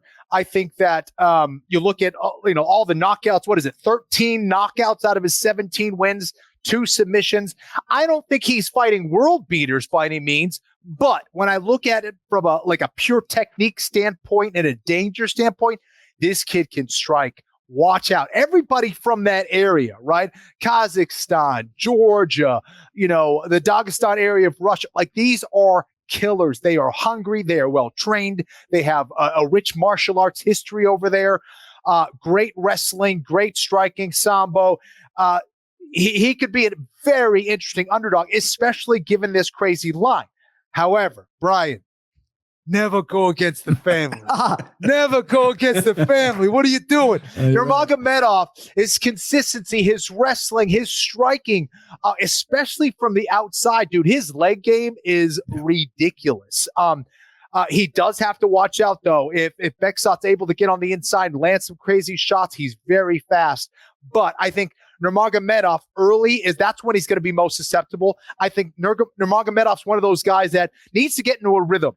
And once he gets into his rhythm, just get the hell out of the way or just tap out, run out of the cage, whatever you're going to do, because it's going to get worse. All right. So I think once he gets into his rhythm, he's just going to run away with it. He'll put Beksat, I believe, on his back and probably finish him shortly thereafter, whether it's a TKO or a submission. But early, that's where Umar really needs to mind his P's and Q's. But I believe in the family, Brian. I like Nurmagomedov here, but I think that's a juicy, juicy line if you're paying attention to what Beksat has done. Mm-hmm. All right, nicely done, Kenny Florian. We now move along to a flyweight title eliminator. 8th ranked Mohammed Mokaev, minus 270. Taking on number 7, Alex Perez, who is plus 220. United States debut for Mohammed Mokaev, trying to improve to 6-0 in the UFC here. And he faces the former world title challenger, Alex Perez. Huge fight for the fly guys. Brian Petrie, which way are you going on this one? I hope Alex Perez makes it to the fight. I mean, listen, I'm going to be putting a lot of money in Mokaev here. He's going to be a part of my parlay. I like the low number. I like his skills. I was a little critical of him early on in my early on in his career. I thought maybe there were some possibilities, some more finishes there. But now that's what he's doing. He's drowning people and he's taking their arms and necks in the 3rd round. He's calculated. He's killer. He's cerebral. I love that. On the feet, I think there's still obviously some work needs to be done. Perez can crack a little bit. He can wrestle as well. But Mokaev is just a different animal in there. And Perez just hasn't been in there enough for him to really kind of keep up with this kid's speed. This is next level flyweight that Perez hasn't seen yet. And unless Perez lands a big shot, I think Mokaev is going to get him out of there with a submission, possibly in the 2nd round is what I'm seeing. Tough for 1st round for Perez, he'll get drowned in the second, get submitted by Mokaev. I'm all over Muhammad here. Muhammad Mokaev did an interview with Bilal Muhammad and my brother Jason Anik yesterday on the Anik and Florian podcast YouTube channel. So you can check that out. Not now, but right now. And one thing he did say, Kenny, he has taken the fight, weight miss from Perez or not. So hopefully this fight stays together. Hopefully both guys make weight. I mentioned earlier, Kenny, Alex Perez, less than 3.5 minutes of octagon time dating to November of 2020. Your thoughts on him here against the undefeated Muhammad Mokaev? Listen, I think Perez is a very good fighter, and I think he's got some good skills everywhere, but he's going against a guy who really is a specialist in Mokaev, who is just so good as a specialist that he can make it work against essentially anybody. And again, all of these Dagestani fighters that come from those wrestling backgrounds, they know exactly, everybody knows exactly what you're going to do, but you still can't stop it. And I think that's going to be the case here. Mokaev's ability to get into that clinch, especially wrestle you up against the cage, is a lot to deal with. And I think that what's making it more difficult, I think, Perez is the fact that, he's 5'6" going against a guy, Mokaev's who's 5'9". He's going to have that reach advantage. He's going to have that length advantage. So for him to land those shots, he's going to have to really get on the inside consistently and land big shots without giving up a clinch, without giving up a leg tackle. So that is going to be difficult for him, I think. And I think, I don't know, I think Brian called it very well. I could see it being a pretty close first round. I think that's where Perez needs to get it done, is round one, land something big, try to surprise Mokaev and hope that he's able to finish it. But after that, I think it only gets worse for him. The wrestling wears on you, the weight wears on you. That's where Mokaev will take over, either with a submission, a TKO, or by decision. So, yeah, I like Mokaev here as well. All right, these guys will have $1,000 to spend at show's end. First, though, we get to the co-main event and main event. Co-main event features the oncoming light heavyweight force, Vitor Petrino, minus 290, Tyson Pedro plus 235. So Petrino is managed by Derek Brunson, the Minas Gerais native, 10-0 as an MMA pro after a knockout of Modestas Bukauskas last November. Now, of course, Bri, the challenges will get stiffer. He draws the UFC-tested Tyson Pedro. He's looked pretty good since returning from that extended layoff in 2022, having won 3 of his last 4. He's a pretty big underdog, though, this weekend against the undefeated Vitor Petrino. BP, who do you have in the co-main event? Good fight at 205. 205, I feel like, is wide open. We need some people here. And Tyson Pedro is a good-looking kid, exciting fighter. He could be the next guy, right? He's marketable. He's funny in interviews. You ever seen any of his podcast appearances? He's great. But Petrino is a stud. If I got tan and took my shirt off, I'd probably look a lot like Petrino. But unfortunately, I'm kidding people. I don't. Don't hit me in the comments, okay? I look nothing like Petrino. This kid's, he's got the beach muscles. He's just like the 90s American Gladiator. And what's crazy is he doesn't gas. You know what I mean? He goes to the second, third round, and he looks good. He has a good ground game on top, at least. He has good, powerful striking. Tyson Pedro, when he came to the UFC, he was more of a grappler. He wanted to get you on the ground, hit his Kimura, hit his chokes. Now he's starting to become a striker. He's coming off an Anton Turkalj knockout, which is beautiful. Long limbs, that city kickboxing distance management that he learned was fantastic. A lot of these guys have similar opponents. One beat Modestas Bukauskas, one did not. Petrino beat him. Tyson Pedro fell short. And obviously the Anton Turkalj fight, one finished, one didn't. But it's interesting to me that, that the line, I want so bad to go for Tyson Pedro. That's why I'm pausing here. But Petrino's my guy. He's my guy since coming off the Ultimate Fighter, Contender Series. I think he's going to get it done. I think he's going to finish. I'm rooting for Tyson Pedro. I like him. It's a hard pick to pick against him because I do think he's marketable. He has some really good skills. He's fighting with the right camp, training with, if you're a 205er or a heavyweight, go to City Kickboxing if you're in that part of the world. They have the best room there is.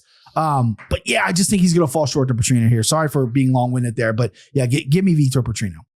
No, it's good stuff. Tyson Pedro cross-training at the Freestyle Fighting Gym under Joe Lopez and also City Kickboxing. And Kenny, he's talked to us in fighter meetings past about just the new setups and the striking fundamentals that he has gone to great lengths to learn under the guise of Eugene Behrman at City Kickboxing. So in theory, Tyson Pedro is going to present an even better version than we saw last September in Sydney when he did knock out Anton Turkalj. Plus 235 for Tyson Pedro. Kenny, Vitor Petrino minus 290. Who do you like in the co-main? I don't know, but what's in Petrino's protein shakes? Give me some of that. Yeah. My goodness. Yeah. Wow, that dude is built. He's built up, bricked up from the feet up. Yeah, but Petrino, he can crack, dude. He's got a lot of muscle. I think that he's an interesting prospect. I think he has delivered so far, no question about that. Do I think he's do I think his defense is perfect? No, absolutely not. I do think he gets a little lazy with his hands sometimes, a little lazy with his positioning, his chin, and I think it opens up the door for Pedro to be a very interesting underdog because of that. I love the last Pedro against Turkalj. I mean, I think that was the best version that I've seen. I think that he's finally kind of fulfilling some of that potential. And it's certainly always been there. The work ethic, maybe the training hasn't always been there. But now that he's with Behrman, I think it's going to be aided a lot in that process. Great sign seeing that Pedro in his last fight. And I think I like him in this spot, to be honest. I don't see this one going the distance. I could see Petrino knocking out Pedro just because the dude hits hard. And I could see Pedro knocking out Petrino as well, just because positionally, defensively, there's some vulnerabilities there. But when I see the line here, I think Pedro's the one to bet on here. Will I? I don't know. We'll see. Nice teaser there. Heavyweight headliner Shamil Gazib, minus 155. Biggie boy Jairzinho Rozenstruik is plus 130. So Rozenstruik still commanding a ranking, Bry, number 12 in the world, despite losing 3 of his last 4. Hasn't fought since he was humbled by Jailton Almeida. That was last May. Gazib on the other side, some of you may know the story, was on the national volleyball team. Pupil of the late, great Abdulmanap Nurmagomedov. Abdulmanap needs to go into the Hall of Fame, by the way, into that contributor's wing at some point in time. But Abdulmanap had a chance encounter with Shamil Gazib after a volleyball practice one day, and Gazib got invited to MMA class, and I guess you could say the rest is history. But he is 12-0. Pretty good UFC debut. Had a knockout last December at UFC 296, and now he's favored to beat Biggie Boy in that tiny little 25-foot octagon at the Apex this weekend. Who do you have in the heavyweight main event, Bry? Gazib or Rozenstruik? I am just absolutely flabbergasted. And I don't use that word lightly, that Rozenstruik and Derek Lewis has never fought.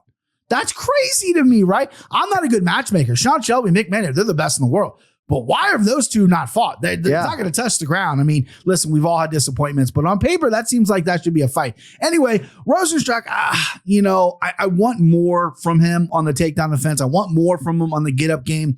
When he gets taken down, he just kind of lays there, tries to stand up. That's not going to work against this guy. Gazib is tough. He's big. He's strong, athletic as well. When he put out Martin Buday, or Buday, excuse me, I don't know how to pronounce his name. When he put him out, that was surprising. I know he's not a high-level guy, but he's a rugged, big heavyweight that it loves those kind of fights. He got shut out and he landed 4 strikes against Gazib, and that wasn't even his best part of his game. I think the best part of his game is hit you, go to the ground, I'm going to take your neck. And that's where Rozenstruik has problems. He gets to the ground. I don't like his defense on there. He has that one touch. He can one touch anybody.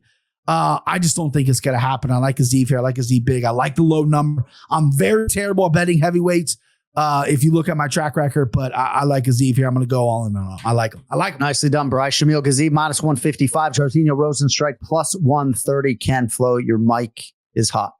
All right, let's do it. I think that Rozenstruik's inconsistency. If you look over the course of like 8 fights, it's 3 and 5. It's hard to have a whole lot of reliability on someone like that. But Brian nailed it. This is a guy who can put your lights out if he lands on the right spot. There's certain times you see him, he looks hot.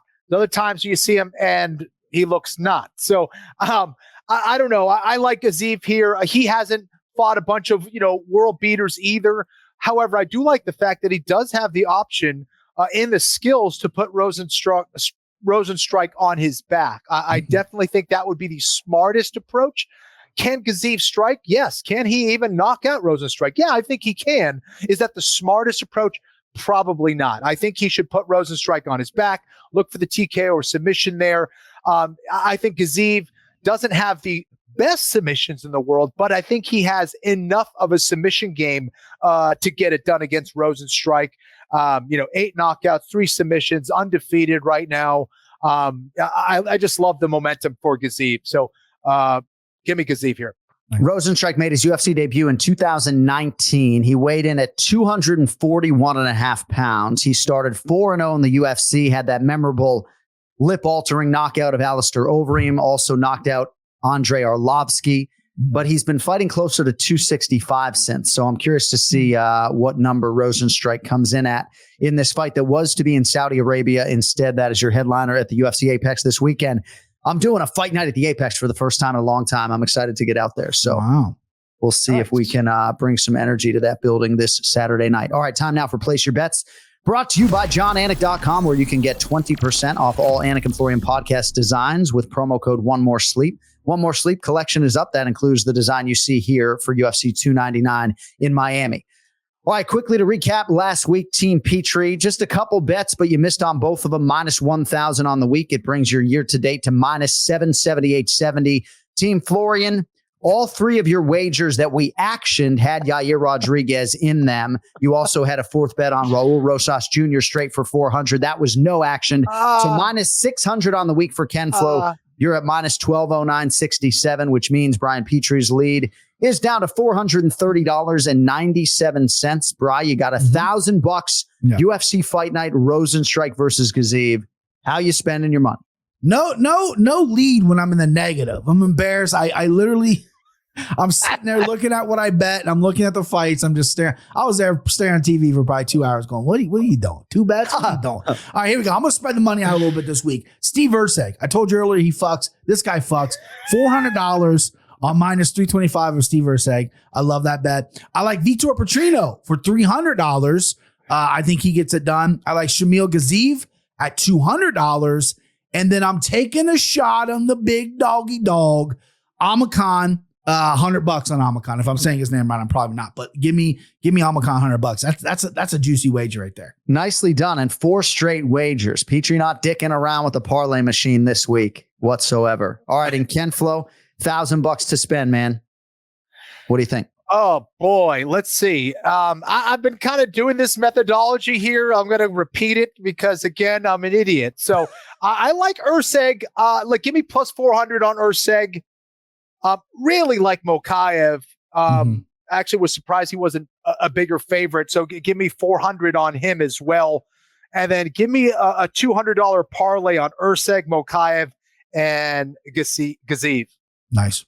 All right. And a 3-leg parlay for your remaining 200 on Erceg, Mokaev, and Gaziev. So it seems like largely you guys are aligned. Brian Petrie churning out MMA handicapping content all week on his MMA Takes podcast. You can find him on X at Brian Petrie MMA. Big gun. Appreciate the time, buddy. Best of luck on the board this weekend. You guys are the best. Have a good week, boys. All right, that does it for Place Your Bets. We'll see how it plays out this weekend at the UFC Apex. Jairzinho Rosenstrike, Shamil Gaziev, the men on the marquee. All right, now with us on the guest line, good friend of mine. I would argue this man is like the best youth soccer coach in all of Boca Raton, but more on that later. The founder and CEO of Fortuna Wealth here in Boca Raton, Florida, certified financial planner, Evan Mayer is with us. Evan, good morning, brother. Appreciate a few minutes. How we doing? Good morning. Wow, what an honor. The girls soccer coach, GU12, girls under 12. I'm the Bill Belichick of that era. Well, I just admire the way you you strike a great balance in game between being verbal, being heard from, providing that in-game coaching, but you're also nice about it. You're not a coddler at all, but I feel like you've struck a good balance. So I have admired you from afar. I am making my coaching debut next season. I think it'll be the 10-year-olds or 11-year-olds, and we'll see if I can take a page out of Evan Mayer's book. But it's you're going in our league, right? You're going in the girls under 12? Yeah, I guess so. So does that mean I'm going to be coaching against you? I don't know. You're coaching against me, but don't worry. I'll give you everything. It's an open book. All right. All the practice drills and all of that. So a lot of things I want to get into with you today, but you made the 2023 edition of the Forbes list of the top best in state wealth advisors. And I remember when this sort of crossed my wake. And I think anytime you make any sort of Forbes list, it's a tremendous accomplishment. So congratulations on that. How did that come to pass? And how did you find out that you had cracked the Forbes list last year? It's just by growth and by assets under management and by practice management. So it was a cool honor. I've gotten into like little publications, as time goes on, and you highlight those little publications, and then when you finally hit Forbes, the Forbes list, which is kind of the pinnacle for our business. It's just awesome recognition. And so thank you very much. But yeah, it was an honor to get in there and truly excited about it. Obviously, it adds a lot of value and marketing and so on and so forth. But it also shows a commitment to the clients that I've had and the commitment of those clients and the practice we've grown. We went from a little bank advisor 10 years ago to owning our own firm and managing. We're just north of $650 million. So we're growing and we're getting bigger. And as time goes on, hopefully we keep growing up that list too. Definitely on the right ascension. Evan Mayer with us here on the Anik and Florian podcast. So you are a lifelong Miami Dolphins fan. Does that mean you root for the Miami Heat and all the South Florida teams or no? Yeah, I was born here. Funny enough, in South Florida, you're normally a New York transplant, and now it's a lot of people from Maryland, a lot of other people from the East Coast are moving to Florida, obviously in droves, and so I was born here, and when you're born here, unfortunately, you became a fan of all the local sports, and I've been agonizing as a Dolphin fan watching the Patriots stardom and your team obviously just ascend, and then last year and the year prior with Mike McDaniels joining and then the Miami Heat, keep in mind, once we got Pat Riley in 1990, I think it was 96, we got Riley. And then those Heat, Knicks battles were going on and right. So yeah, it's been Florida sports all the way. And UFC, by the way, has grown significantly down here through the last few years. So we're getting there. Still some work to be done domestically, but definitely in Florida, it feels like more people are paying attention to it than were, say, 5 to 7 years ago, which is a good thing. Absolutely. Yeah. I think when you guys opened up the top team, I think it's on 441. Yeah. In the Turnpike. And it was like this beautiful building. And we're like, top team, what's that about? So, and that was a few years back. So it's, you're seeing it evolve. So I want to read a quote for you right now, if I could. This is from my dear friend and co-host, Kieren Portley, who is bullish about Bitcoin. And I will say, full disclosure, since Kenny told me to invest in Bitcoin, I've made about $35,000 at least on the return. I haven't cashed anything out, but for whatever that is worth, since he told me to invest, it has been profitable, for lack of a better adjective, for me. But I want to read this because this was a tweet that Kenny wrote to someone, Evan. Basically, I put out something like, thanks, Kenny, BTC on the rise. And somebody, an MMA handicapper, wrote to me like, get your gains while you can. So Kenny wrote back, this isn't gambling, Yanni. It's the purest form of collateral and the most scarce asset ever created. Anyone can take gains whenever they want, but just like New York City real estate many decades ago, you keep it as long as you can. Exchanging it for a depreciating dollar would be silly. So certainly you are embedded in this business and Bitcoin has become a thing. I'm curious where you stand on cryptocurrency and all that. Yeah, so I'll give you my history, and there's some truth to what he wrote, and there's some non-truth to what he wrote, which is scarcity of asset. There's been many other scarcity of asset things out there, and just because something is scarce doesn't necessarily mean that it should hold value. And I think that's the biggest thing. There's a very big difference between investing and gambling, right? When we invest money into something, we're looking for a long-term gain. Now, unfortunately, with Bitcoin, and we'll talk about cryptocurrency in general. And let me first say this: Bitcoin is not an SEC regulated instrument. It is not regulated. It's regulated as an ETF, is it not? No, not yet. And it is an ETF. It is a regulated ETF that's regulated by the SEC. So let's understand that the ETF is tracking the price of Bitcoin, but it's not actually buying Bitcoin. It's tracking the price of Bitcoin. Right, but the SEC oversees ETFs, does it not? It oversees, yes. So ETF stands for Exchange Traded Fund. Okay, so it's a fund basically that tracks that price, just as GLD is out. And I think that's a great thing. That's just getting approved as we speak. It is a good thing to have out that people will have access to be able to trade Bitcoin pricing. Okay, but they don't actually own the Bitcoin. So that's the first and foremost. That is correct, through the ETF. Yeah, that's right. Yeah. All right. So let's just talk about blockchain. Blockchain's great. Okay. I am fully think that blockchain is a great technology. Let's also understand that the dollar got removed off of the gold standard in 1971 by Richard Nixon. So the US dollar used to be tracked by gold, right? Fort Knox, all this gold, right?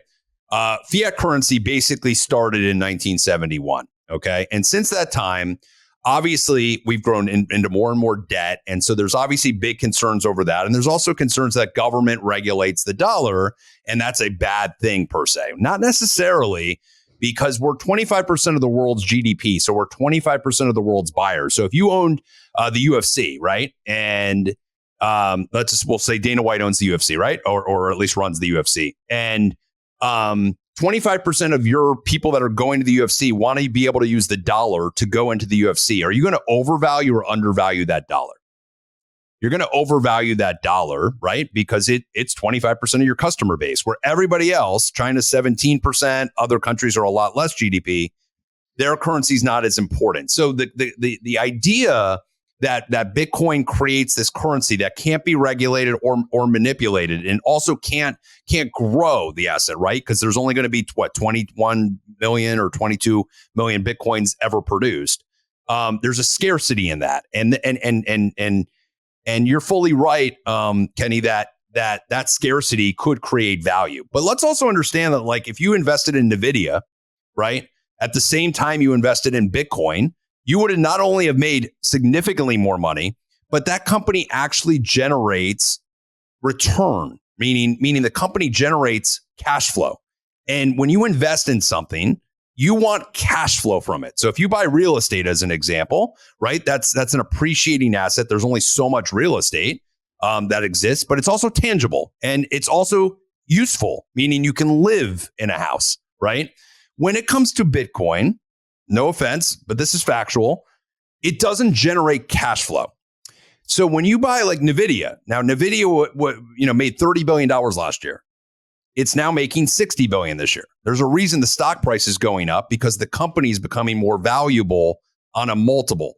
And that's why when I say, if you want to gamble with Bitcoin, okay, which you're gambling on price, you're not buying cash flow, right? You're just simply buying it because of scarcity, right? And because blockchain is a great way of making sure that there's no centralized currency. But at the end of the day, there is no cash flow. And so anytime you buy Bitcoin, and the issue that I have with crypto is that people start to think of it as, well, I should have all my money in this, right? No, you want to gamble with 5 or 10% of your assets? Go for it. I have no issue with you buying Bitcoin. I do have an issue if you're putting 80, 90, 100% of your money in Bitcoin. Because there is a chance that because the US dollar is such a significant thing and the US is so dominant in the global world, that Bitcoin eventually goes away. There is a chance. You might call it. How would you explain that Bitcoin would go away at this point? It was started in 2009. It was at 0 cents and is now, let's see, $52,440. What's the return on that compared to NVIDIA, Evan? So significantly lower, actually. No. Let's do the math. NVIDIA was trading at $3 a share, and now NVIDIA is trading at 800. 0 cents. Okay, so let's say, what do you think the future is of NVIDIA compared to Bitcoin? So let's say, what's the percentage going from 0% to 0 cents per Bitcoin? Yep. To 52,400. Can you do the math on that? What's the percentage of that? Yep. So to answer your question with NVIDIA, do you believe that AI is going to be around in the next 6 months, year, 5 years, 10 years? Yes or no? Yes. I think it will be around for a while. For a while, and then it will go away. We're just going to get rid of AI. I think it will be forever. I don't think Bitcoin's going to go away. That's no. But I'm just asking you on AI. So NVIDIA has a purpose other than Bitcoin mining, which is also why NVIDIA stock went up. By the way, NVIDIA's microchips are very important. Mining chips, yes, very important. And it's part of the reason that NVIDIA exploded in 2018, 2019, 2020, as Bitcoin did. So if you actually look at a side-by-side chart, which again, I didn't know we were going to go this deep into it, but I would have had that ready for you. It's significantly more. But regardless of that, you're buying something that produces cash flow. So if you're simply buying Bitcoin because you go, well, it's 0 now, it's 50,000. There's something called tulip mania a long time ago that did the same exact thing. Can you explain a tulip that's gone more than 15 years? Has there ever been a tulip that's gone 15 years? Tulip Mania did. Now, when you say Bitcoin went 15, hold on a second, Kenny. When you say Bitcoin's gone for 15 years, yeah, you're really talking the last 5 or 6 years. It's really gone. Okay, the first few years it went, but it didn't go. Like let's Evan, be honest. I would say this. I think you need to do a little bit more research on Bitcoin itself. And this is the problem. When you're a financial advisor, your incentive is you make money off of other people investing with you. Do you not? Yes. Okay. So I have other people who offer to invest money with me. I have made way more money putting money in Bitcoin than I have in anything else. If you might have dealt with some bad financial advisors. If you take 2%, here's a crazy stat. Yep. If you take 2% of your money, and you put it into Bitcoin, that's just 2%, right? Yep. You take 2% of your money and you put it in Bitcoin over the course of 4 years. It's essentially outmade every other investment out there. 100%. If you are dealing with inflation, right, and you have someone who's going, okay, I'm paying you $500,000 a year, and you're dealing with a dollar that is inflating at 3-4%. Like if someone says they're going to pay you a certain amount of money, and you have a central bank that is responsible for either inflating the dollar or putting it, so you have this trust that you need to rely on central banks or the Fed to make sure that they're not stealing from you slowly over time. If you put it into Bitcoin, you have a fixed protocol that is a fixed scarce asset that will never go down. You can rely on that to go down. Kenny, you just said that something will never go down. No. The supply will never go down. Well, can you answer this? Yeah. There's over 4 million Bitcoins that are missing. Okay. Where are they? That are locked up that people can't get access to. No, they don't know where they are. They don't know where they are. There's no tracking of those 4 million. That is incorrect. That is not accurate. Show me the tracking. You could actually look it out on chain. You can actually see everything that is out there. And there's 4 million. They can't have access to it. There's 4 million Bitcoins that are missing. Lost it on their password. There's 4 exactly. Don't you think that's an issue? The same way, if you have hold on. Let me explain this, Evan. You don't think there's an issue? And you put money in a safe, and you're the idiot who lost that fucking code to open up the safe. Who's the idiot? The money that's in there, or the person that put the money in there? I know a lot of people that have lost money in safes. But here's my point. And I think you said it perfectly, but then you kind of counteracted it, which you said 2% of your assets. I agree. I've said all along, you want to buy 2% of your assets in Bitcoin, great. Right. I don't think you make a bad argument with the 2%. What are you doing with the other 98% of your assets? I think NVIDIA is an awesome investment. You cannot doubt the return that is gained. Absolutely. I think artificial intelligence is going to be here forever. However, I would also argue that if you think that a new digital class like Bitcoin, if you don't think with what is there, 800, 900 trillion dollars of wealth out there right now, if you don't think 1% of that, let's take 1% of 900 trillion isn't going into a fixed asset, the most scarce asset ever created, right? And you don't think 1% of that is going to go into out of that 900 trillion is going to Bitcoin, I think that's ridiculous too. So what would that do to the price? The issue that we're also having too is we're combating NVIDIA versus, and I don't think we should do that. You should own, and again, you've dealt with bad financial advisors. So why you've lost mony? You dealt with bad people. I didn't lose money. I gained some money. Okay. But to expect someone to go, okay, well, here's this person, right? Whether you have a financial advisor or not. How many financial advisors are actually making money to outpace inflation over the course of 10, 20, 30, 40 years? Many. I don't think a lot of them are. If you bought the S&P, hold on a second though, Kenny. You don't need a financial advisor to buy the S&P 500. If you bought the S&P 500 since 1958, you outpaced inflation. So I think we got to calm down a second, and we got to not be defensive over investments. I've already agreed with you. I said it from my initial get-go. Invest 2% of your money in Bitcoin, but you should also own some physical gold. You should also own other stocks and other companies that actually make cash flow. No argument you can ever make. You can go to any Bitcoin conference. I've gone to them all. I've debated Bitcoin experts. there's no cash flow. There's just scarcity.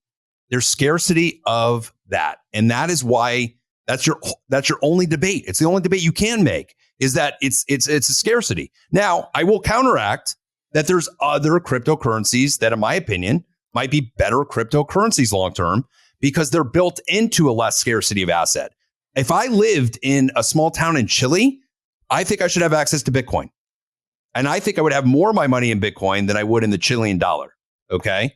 But in the United States of America, where we actually have, again, it's because of our GDP. You got to, and also the one constraint that you have to also think about. And again, I don't want to be the anti-Bitcoin. You're the pro-Bitcoin. I mean, we could have that debate all day. But again, it will always come down to cash flow with me and diversification. I wonder why BlackRock and Fidelity have these ETFs for Bitcoin. I wonder they make money. Maybe they don't see it. They make money. Absolutely, because they know people are going to buy it. Why does Vanguard and BlackRock own 50% of the land in the United States? They make money. They make money, right? Of course. Yeah. They want to make money. So either they're making money or they're not. Is there Jamie Dimon, who happens to be one of the most brilliant minds in finance today, wants Chase to give access to Bitcoin, but he doesn't believe in it. He wants to make money on it. Okay. Again, I also want you to know that when you go and you buy Bitcoin, you're also having to buy it somewhere, right? And you're having to pay something to buy it. So the conversation that, well, advisors don't make money on it, that's why they don't pitch it. That's not necessarily accurate either. There's exchanges that do. And how many of those big exchanges go out of business or go bankrupt or were in fraud? FTX. You know how many people really believed in FTX? How many of them are sitting on their hands going, man, if I would have listened to Evan Mayer and just put 2% of my assets, or I listened to Kenny and put 98% of my assets in that, how am I feeling about that? So it's not, as a financial planner and as a fiduciary of money, it's not necessarily always about hitting home runs and scarcity of something. It's how can I put money for clients away where they're diversified, they're beating inflation long term, okay? And their money is safe. And I agree with you that the dollar could blow up any day, right? Or any year, that fiat currency just goes away. I mean, America is going more and more into debt. Republican, Democrat, they don't care. They're printing money. Money's getting printed. But for you to change the entire financial system, you're talking about a nuclear holocaust. It wouldn't be good for any of us. Evan Mayer with us here on the Anik Florian podcast. A little contentious with KenFlo on the Bitcoin conversation. By the way, Evan hosts an outstanding financial podcast for advisors, by advisors. I love the name, sort of a play off of FUBU. But I was in your studio last week, and I just think you do such a great job preparing and hosting and inflecting. I like your voice. So be sure to check out For Advisors, by Advisors. Before I let you go, and this might be a difficult question to ask, because I do think when it comes to this UFC roster and mixed martial arts athletes around the world, there's such a huge spectrum in terms of their financial situation.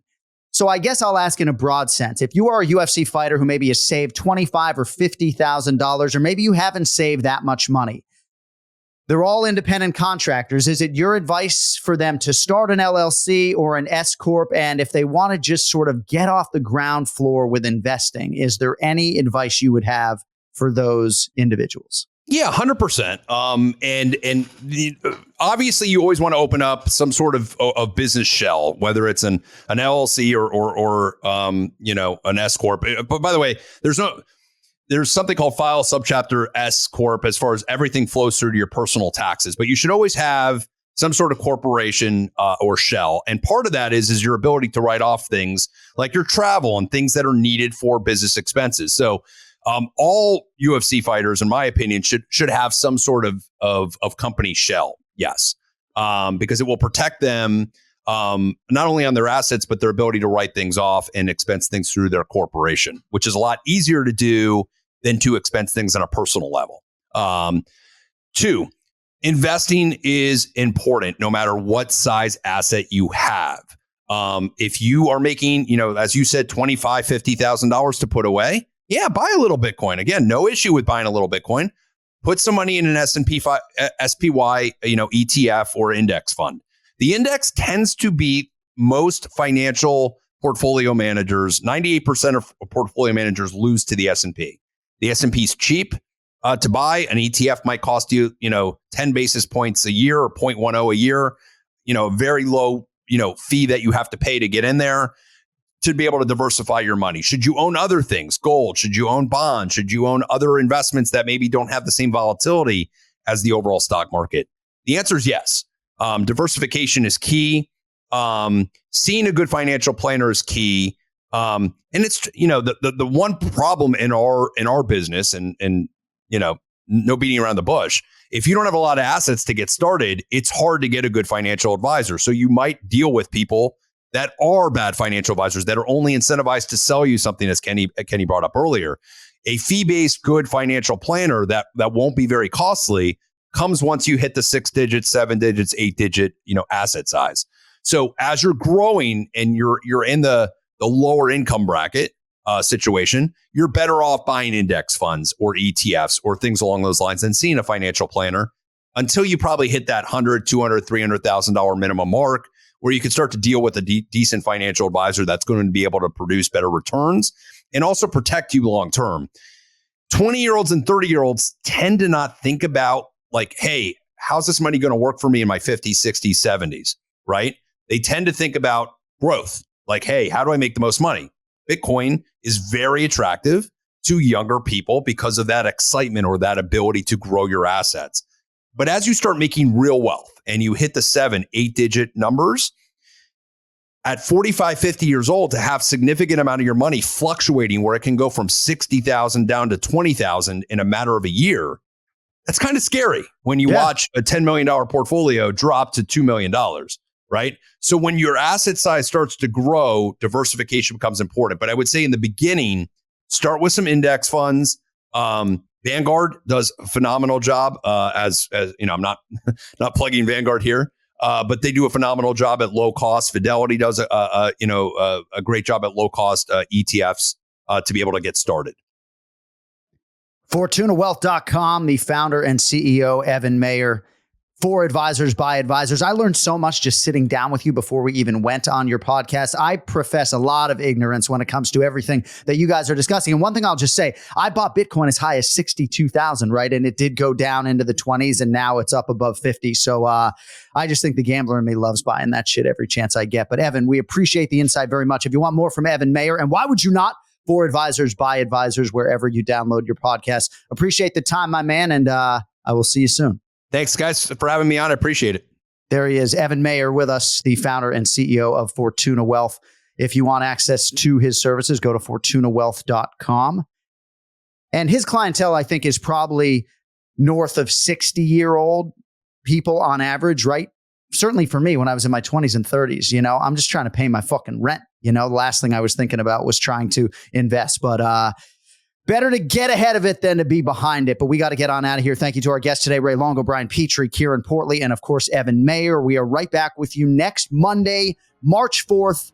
And that's going to be a big one as we get you primed for UFC 299, O'Malley versus Vera, coming up March 9th from Miami, Florida. Here is our One More Sleep design for UFC 299. You can get that right now at johnanik.com, our merchandise store for all of the Anik and Florian podcast stuff.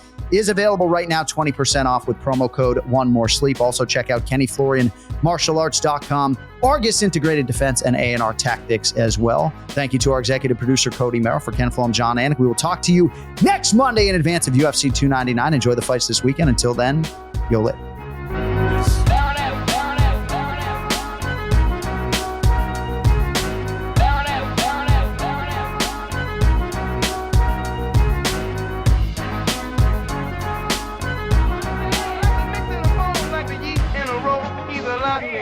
The soul to the bread, he's cornbread. Cornbread! He's cornbread. Cornbread! Life is so precious, do the best that you can. Keep your hands on the bar, hit the open man. He's cornbread. Cornbread! He's cornbread.